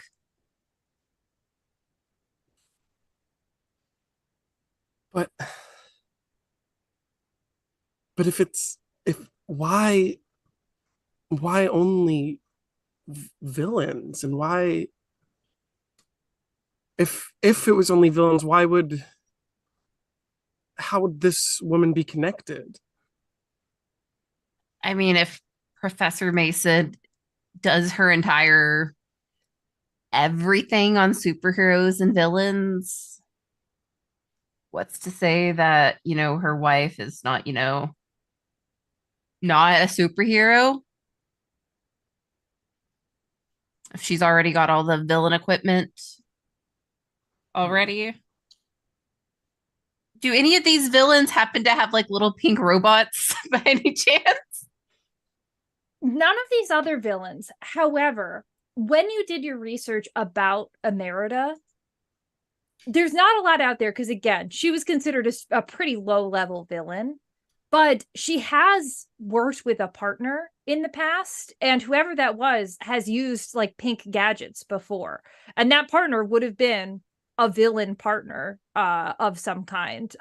You can't find any data out there about like a name, or you didn't when you were looking through it. And honestly, when you were preparing for the planetarium battle, you weren't worried about it because it was suspected that Emerita would be working alone. But it's certainly possible. I mean, partners in crime, partners in marriage, not like the biggest stretch. I mean, there's a lot of superheroes that, get married. Supervillains also get married. I think I would have been like kind of hovering over Lee's shoulder. Do I recognize any of the names of the villains that got hurt? Any of the villains that got hurt, that's a good question. I think that just the names that are coming up in this search, none immediately jump out beyond the ones that, like Myopius, who you've talked about already and things like that. But there's no one that like has special significance to you in particular from this initial round of research. Okay. Are they also types that like when I was being a henchman villain, like prior to joining, like have heard about, like maybe didn't know them, but like yeah, yeah. I think that's likely. I think probably not all of them, but Yeah. like there are definitely some where you're like, oh yeah, like I did a gig with that one, or like, oh, but I think one thing you would notice too is it's kind of all across the board. It's like low level to like Myopius is a super super high level villain, but then you've also got ones who just like aren't really of much notoriety at all sorts, but the thing that they have in common is they are villains. And they were all knocked out or taken out the same way. So it seems like it, in the fact that most of the articles say something in terms of like, like the source of the defeat has not yet been confirmed by this publication or something like that, but they all describe just someone having been like suddenly walloped out in like a second, but there's no consistent description beyond that. Go for it. Okay. Do we have like a location for any of these, like where they were? when they got knocked out? That's a good question. Myopius is probably the most like significant one in terms of like some of them are just like in random alleyways or something like that. But Myopius was found in the location that is like well known to be his lair, or like was well known to be his lair, which was basically a it was an old like I was forgetting the word. It was an old like pier that kind of jutted out into like the Halcyon City Bay that he kind of like basically completely took over and built like a metal warehouse on top of. That is the location where he was found to be defeated. And a lot of articles are assuming that Middleman, who is his superhero nemesis, is the one to take him out. But as you're looking into it further, no one's confirmed that that was the case. And it says like Middleman was not available for comment or something like that at the end of the articles. But that is where he was found, is at this lair. As all of this is being discovered, I think it's starting to click for Stacy that Professor Elspeth Mason now has a tracking chip on her where someone knows exactly where she is and someone is hunting villains. So I think I'm going to try to clear the insecure condition by rushing off to take foolhardy action without talking to my team. And I'm just going to run to Professor Mason's office as quickly as I can because she's in trouble and I probably need to destroy that tracking chip before somebody gets her. Amazing. All right. And y'all like probably see me like in front of the computer and I'll just say, Professor Mason. And I'll just start running. Morena, what do you do when you see this? I'm just like, but Stacey doesn't have a phone anymore. Like just like no way to contact us. We should probably go after Stacy. Yeah. Alice is already like, Stacy, where are you? And just like trying to follow because Yeah. What's Lee up to?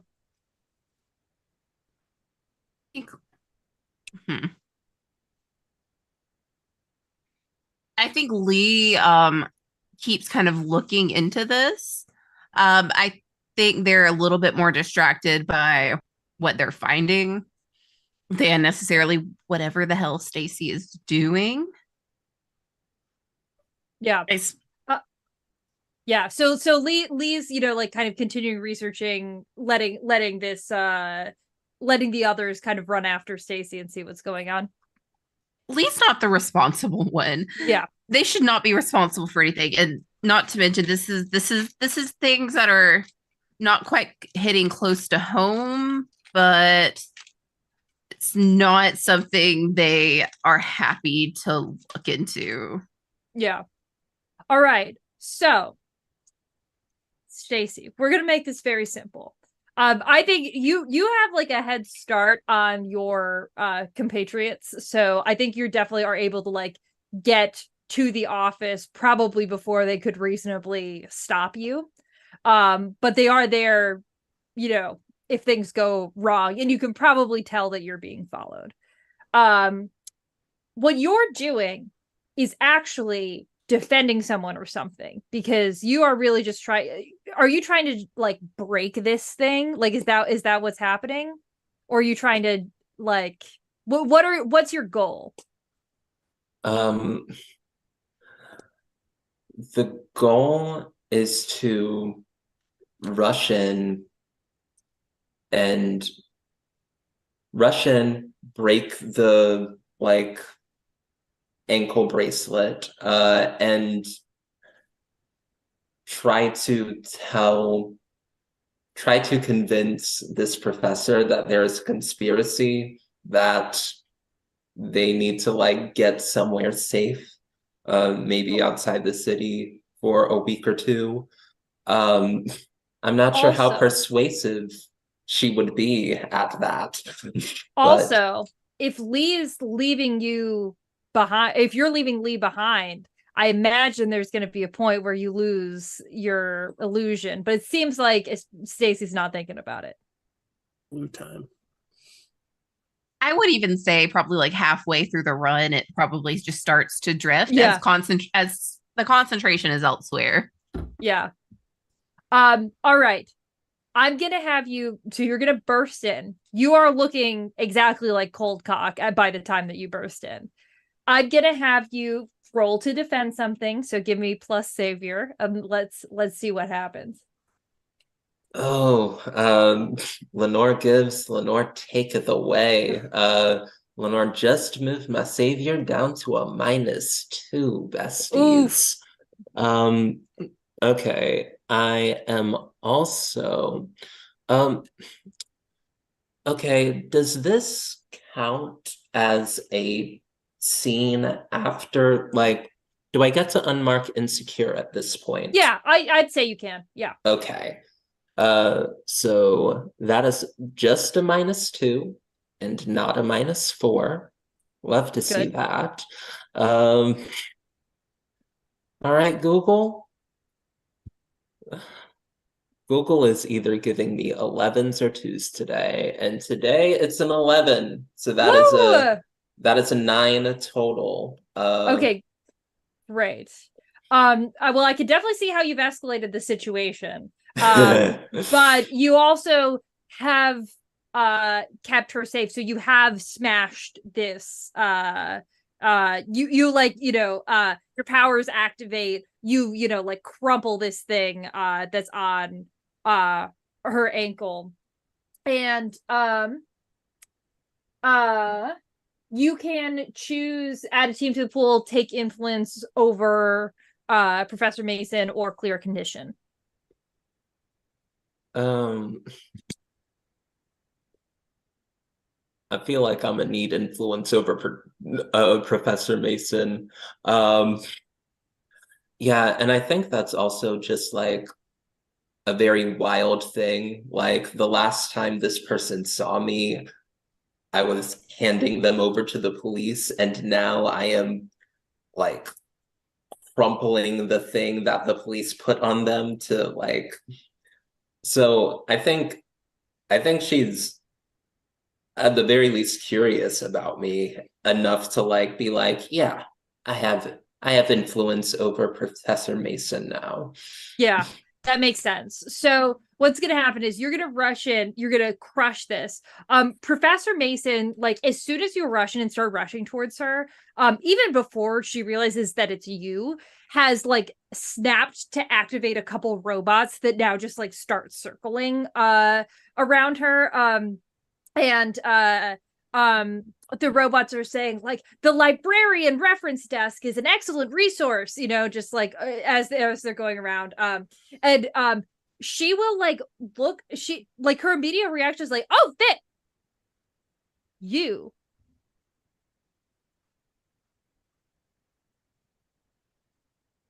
I've been lying a lot today.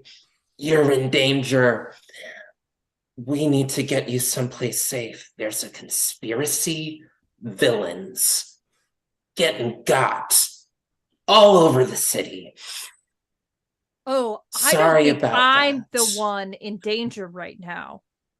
And you can hear like the pew of the TA bot's laser eyes activating. And she says, but a conspiracy?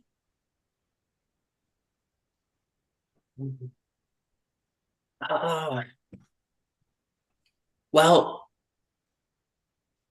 honestly, I like Google searched for like 15 minutes and we sort of jumped to that conclusion that there's a conspiracy. I didn't think giving you to the cops was a good idea, and then I didn't say anything about it, and it festered in my soul like a ooh, like a raisin in the sun. All And right. At this point, Witch and Raina, you have arrived at the scene. So you can be just outside the door, but it's like, Stacy burst this door open, so it's wide open. It's pretty obvious what's going on in here, even if you haven't made yourself visible yet. Honestly, there's probably just a Stacy shaped hole in the door, Yeah. man style. I would want to assess the situation. Yeah, I'm not going in yet, but I want to see maybe Yeah. if Stacy's conspiracy is correct, you know? Go ahead and roll to assess.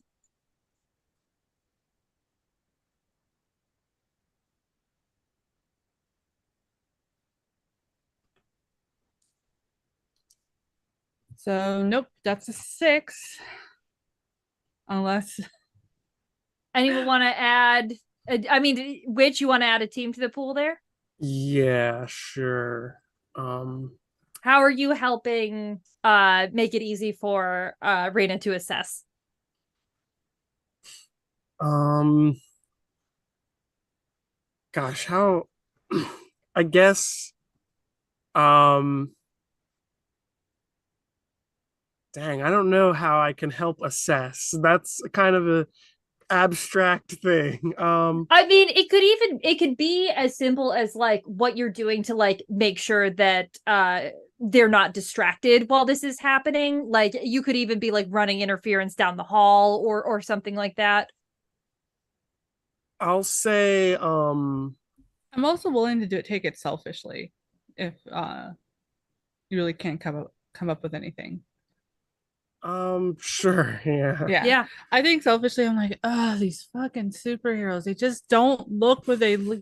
This is why things get bad in the, and just like berating, like not really meanly, but like just the entire team. Like, Yeah. ugh, you know. So yeah, so I'll bump me up to a 7. Yeah, Stacy definitely hears that and is like understanding, wow, I've destroyed this woman's door, and this building obviously doesn't get enough funding. Yeah, this isn't gonna get repaired for another 5 years for sure. Oh.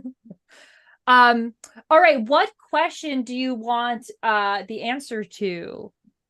I want to know what's the biggest threat. Okay, what here's the biggest threat? You think that the biggest threat is that uh you think that it is very you think that you probably have to get Stacy out of there, because even if Stacy manages to like convince Emerita that there's a reason to leave, you doubt that Emerita is going to care significantly about the well-being of the person who like helped get her caught while she's making her escape. I sigh and let Witch know that. How do we want to do this?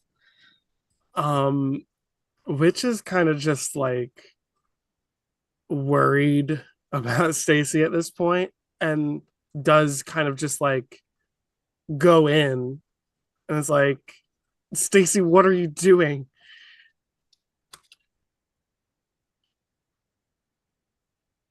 It was a really bad idea to bring her to the cops. There's someone that's finding villains and taking their powers away or knocking them out or killing them, like Myopius. Wait, does this have something to do with my wife?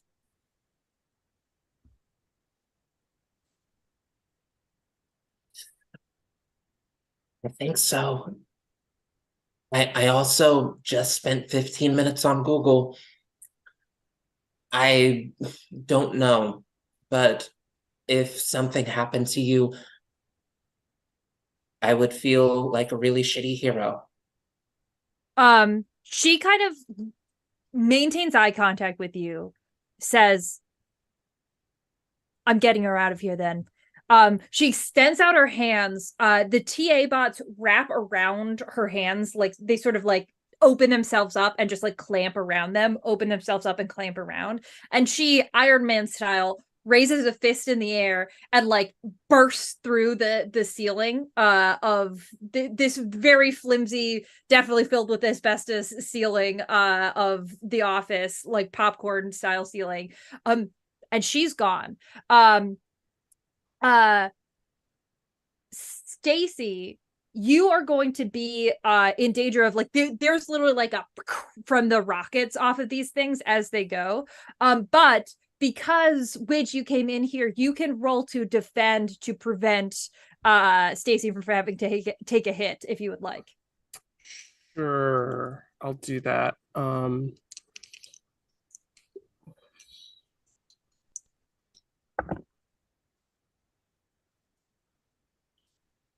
That is a 10. Amazing. All right. So you get to keep Stacy safe. How do you do this? Are you kind of grabbing? What are you doing to keep Stacy safe from this? Can I do something bold? Oh yeah, I invite you to do something bold. Not really sure how to best like Stacy's probably pretty far away across the room. I think just acting out of pure panic, which is going to like rip the eye patch off and like shoot a burst of whatever comes out at like whatever's coming towards Stacy. So like a huge like flaming pyre and like a fucking lightning bolt shoot out. I love that so much. Yeah, I think that there's this awesome panel of, of which lifting the eye patch, this like insane torrent of energy just like streaming out, which becomes like enough of sort of a defensive wall of from this radiating burst that comes from these rockets that Stacy I think kind of has to cover herself a little, but then remain safe. And as your kind of energy disrupts what would have injured her. Would you like to add a team to the pool? I think you'll already have influence over Stacy, or clear a condition, which you may not have. Yeah, add a team to the pool. Yeah. Okay, great. So excellent.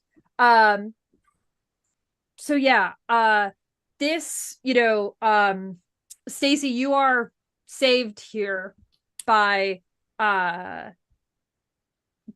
which you all probably have, a minute before someone notices, and you definitely know you don't want to be here right now. What's the plan? Where do you go? I do have to since I'm using my powers, I have to roll for my burn. Oh yeah, please do. Yes. Roll plus conditions, and I have no conditions. On a hit, that's a 9. On a 7 to 9, mark a condition. On a miss, hold 2 burn and mark 3 conditions. So 7 to 9 is a hit. I rolled 9. So yeah, I hold 3 burn and I mark a condition. Let me see. I'll do, let's say, hopeless. Yeah, that makes sense. All right. Are you all just kind of hightailing it out of there as best you can? Seems like, yeah. What's Stacy doing? Yeah. Like, Stacy is really tired of getting saved by Witch. Like every time, like she feels like she has to prove herself to Witch, and every time she gets in trouble and Witch has to save her. And is that's like needling at her. But you can also take note that like you've probably never seen this power come from much before, which is probably jarring. Yeah, and also just like flames and lightning shooting out. It's very cool, but it's also like flames are well known as Stacy's weakness. Stacy gets like a lot weaker under fire. And is a little shell shocked and a little like, of course, Witch has all of these incredible powers, and of course, I'm again getting in the way of is feeling tired, but is still like willing to go if people are like, we gotta go. Uh, is present enough to like run and skedaddle if they need to. Cool. All right, so I think we're gonna end that scene there with, I think a very complicated look on Stacy's face, and like a little bit of I think that Witch doesn't seem to be feeling 100% after that either. Definitely. So a lot of tension going on there, and then Reyna probably still finishing a rant about how heroes are always rushing into things and not considering all of the options as they were ranting about before, when they took a selfish move. Lee, I'm gonna assume at some point checks the group chat and realizes that it's time to get out of there. So we're going to then, to end this issue, we're going to pick up with Reyna, who is at the local theater that has really become like a sanctuary for them. And I think that we're specifically in the theater is Marina's favorite place to like hang out. Just to where can she usually be found? Just like on a day after a mission. So the theater was attempting to like originally be like give you the feeling of the old like opera houses with like the specialty balconies on the sides, but this isn't that huge of a theater, so there's like three kind of janky ones. So she's in one of them that like, because since she secretly bought this place, it's only for her. So no one can see from the stage or from below, but it pretty much has like random ass stuff like what do the kids have these days? Switch it, like a switch on the floor, and like like a little mini fridge, and everything is like kind of hidden, like it's own like own her second bedroom essentially. But that's where she would be even if there's no practices or whatever. Like she pretty much lets the community run whatever, like like, oh, you want to have like the kids here for something or other, she's like, fine, do it.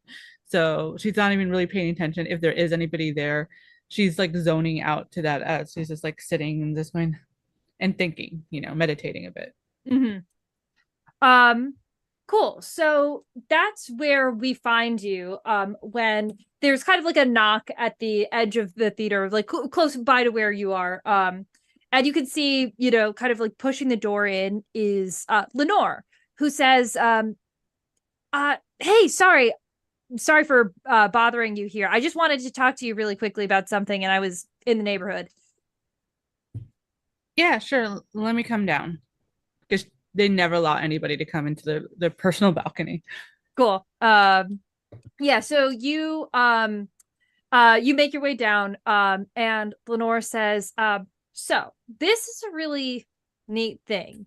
And I kind of have a gift for you. And she like unfolds her hand, and you can see inside there's a small ball just about this big. It has it's like mixed metals. It looks like there's maybe some copper, some silver, could even be some gold wrapped up in it. Very, like they're like tight links all together, kind of forming this ball. And she says, I had the most interesting conversation last night with with this doctor who works with like ancient artifacts of some kind. And this that I found, he actually asked me to give to you. And she kind of like holds it, holds it out like towards you, and as it gets like closer to you, it starts kind of like twitching and like rolling around a little bit. And she says, "Oh, that's weird." Forgot to unmute for a second. We'll create a psychic hand, like kind of like over my own hand, to go and like as if it's like an extension to pick it up, but I'm not physically picking it up. And I don't recognize this like particular item, Correct. right? Yeah, you don't. Yeah, the whole like what kind of doctor they are kind of pinged a little bit. I'm like, but it doesn't click. And so yeah, I attempt to pick it up like with 3 psychic fingers, and be like, did they say why? Well, so apparently it's the way that he described it was as some kind of like, it's almost like an interdimensional radio. It's, you can't actively tune it, but it's kind of constantly seeking for little moments that happen between realities. And it can sort of help, I guess, I don't know, sync them up or something like that. And it can say words out loud when moments in reality pass close enough to each other. And apparently it's been saying your name. My name. Well, I've never messed with anything with this before, and I'll bring it close, like just to like look at the details of the different types of metal, because like like lizard brain is like, ooh, pretty, like, oh, Yeah. shiny. And does it do any more reactions like while When you bring it close to your face, it moves out of your psychic hand, and this happens very quickly, and it snakes its way around your wrist and like seals there like a bracelet. Like the ball unfurls until you've got this like chain of links around your wrist. And Lenore jumps back. It was like, well, that was very strange. is this some sort of prank or something? It's I mean, not. No, this Dr. Shadows, he's like an expert in like ancient Dr. artifacts. Paris? Yes, Dr. Paris Shadows. I'm pretty sure that's his name. Yes. And kind of doing like the very much like a little kid thing of like shaking, like, get it off, like just like total freak out, like not even thinking like, clearly, like just like get it off, get it off kind of movement. Lenore's like, whoa. Is everything all right? No, you're not allowed to talk to that doctor ever again. We need to get this off. We need to, and then like kind of like scratching at it now, forgetting the psychic hand and physically just trying to like scratch it off. Or like Lenore also like tries to get at your wrist, and it's sort of like looking to see if there's like a clasp or something, but it's pretty firmly stuck there. But Lenore, like, while she's still like trying to help you, trying to get it off, but she says, I'm sorry, I don't know, maybe you know this, Dr. Shadows, but he's supposed to be a very talented in this field. Like he has helped a lot of heroes with helping them integrate the power of these artifacts into their work. He helps heroes, not fucking villains, and is still like trying to like pull on. Raina, you're not a villain. I was a henchman kind of before, and I'm technically not officially a hero yet. I'm like, even the stupid social media people are like calling us anti-hero, like that's not a real hero. And it's just like babbling and a little bit in Spanish too at this point. Yeah. Lenore is kind of like, just like sort of takes a step back and kind of like lets you like, she kind of lets you like run down and like feel your feelings and stuff like that. And then she says, I'm sorry, I'll find a way to get it off. But really, if what Dr. Shadows does is help heroes, and if you've got this artifact now that it seems to be attuned to you in some way, maybe there'll be some way that it can help you feel more like a hero.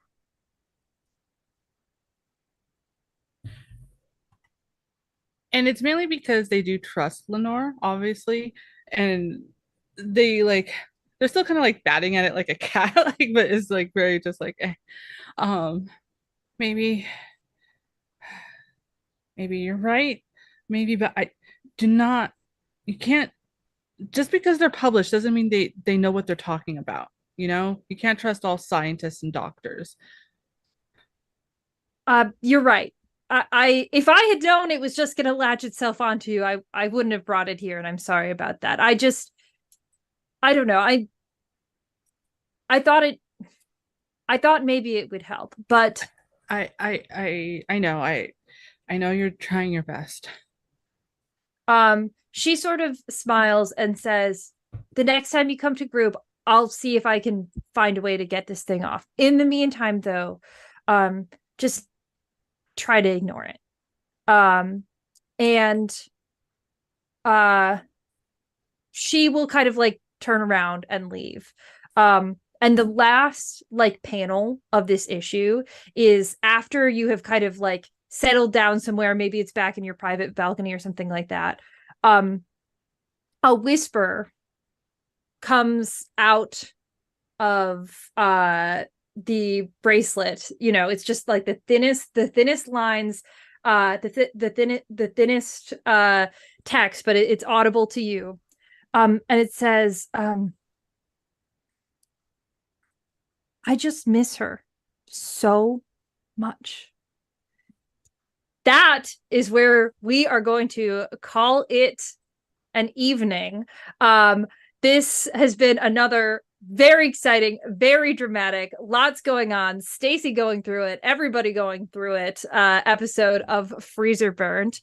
It has been so fun to have you all here. And I am going to ask Anita to please start the process of the outros and let our lovely viewers know where they can find you. Ellie, that was so sad. Hi everybody, Anita here. I have been your Stacy, your cold cock, the bull playbook. Um, you can find me at Anita the Lesbian on the Twitters, the X as it's called nowadays. Um, and and on the TikToks, I am also at Anita the Lesbian. I am on a funky little podcast with Allie, where we play masks and have feelings. I also run masks on Start Playing That Games. We just had session one, like, I think yesterday. Yesterday at the time of recording, it was lovely. The super team was great. Kicked a bunch of butt, stopped the drugs and the guns. It was great. And if you want to be a part of that greatness, you can hit me up on startplaying.games as well. And yeah, that's me. It's your girl, Anita. Oof. Teo, take the mic from me. I'm Mateo, the certified milk boy. You can find the things I work on, which I am a tabletop game designer. You can find that at Certified Milk Boy Games on HIO. I don't use Twitter anymore, so you won't see me post anything. But if you want to find the link to where I am everywhere else, it's at Certified Milk Boy. That's certified with a Y. Other than that, I'm not doing much right now, so I'll pass it to Alice. Hi guys. I'm Alice. She, they pronouns.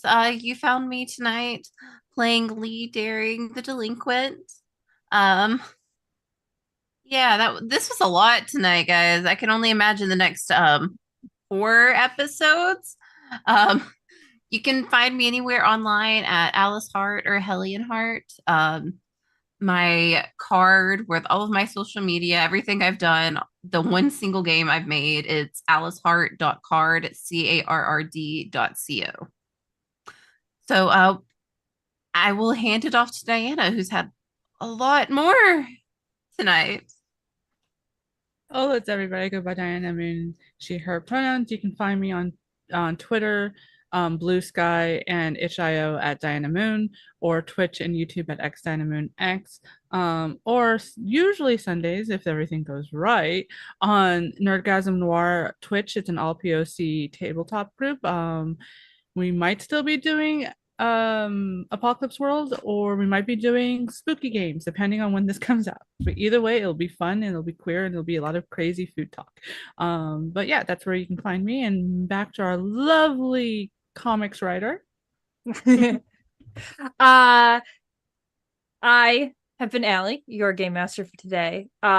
You can find me at Allie_Yakta_est on most social media. I work in the video game industry as a director of production and creative, so I occasionally talk about that when I remember to, if that's interesting. To you, you could also find me alongside the lovely Anita, as one up on Elliot Andrews Productions, Masks podcast, Infinity City, which is great. I'm a Janice. It's a lot of fun.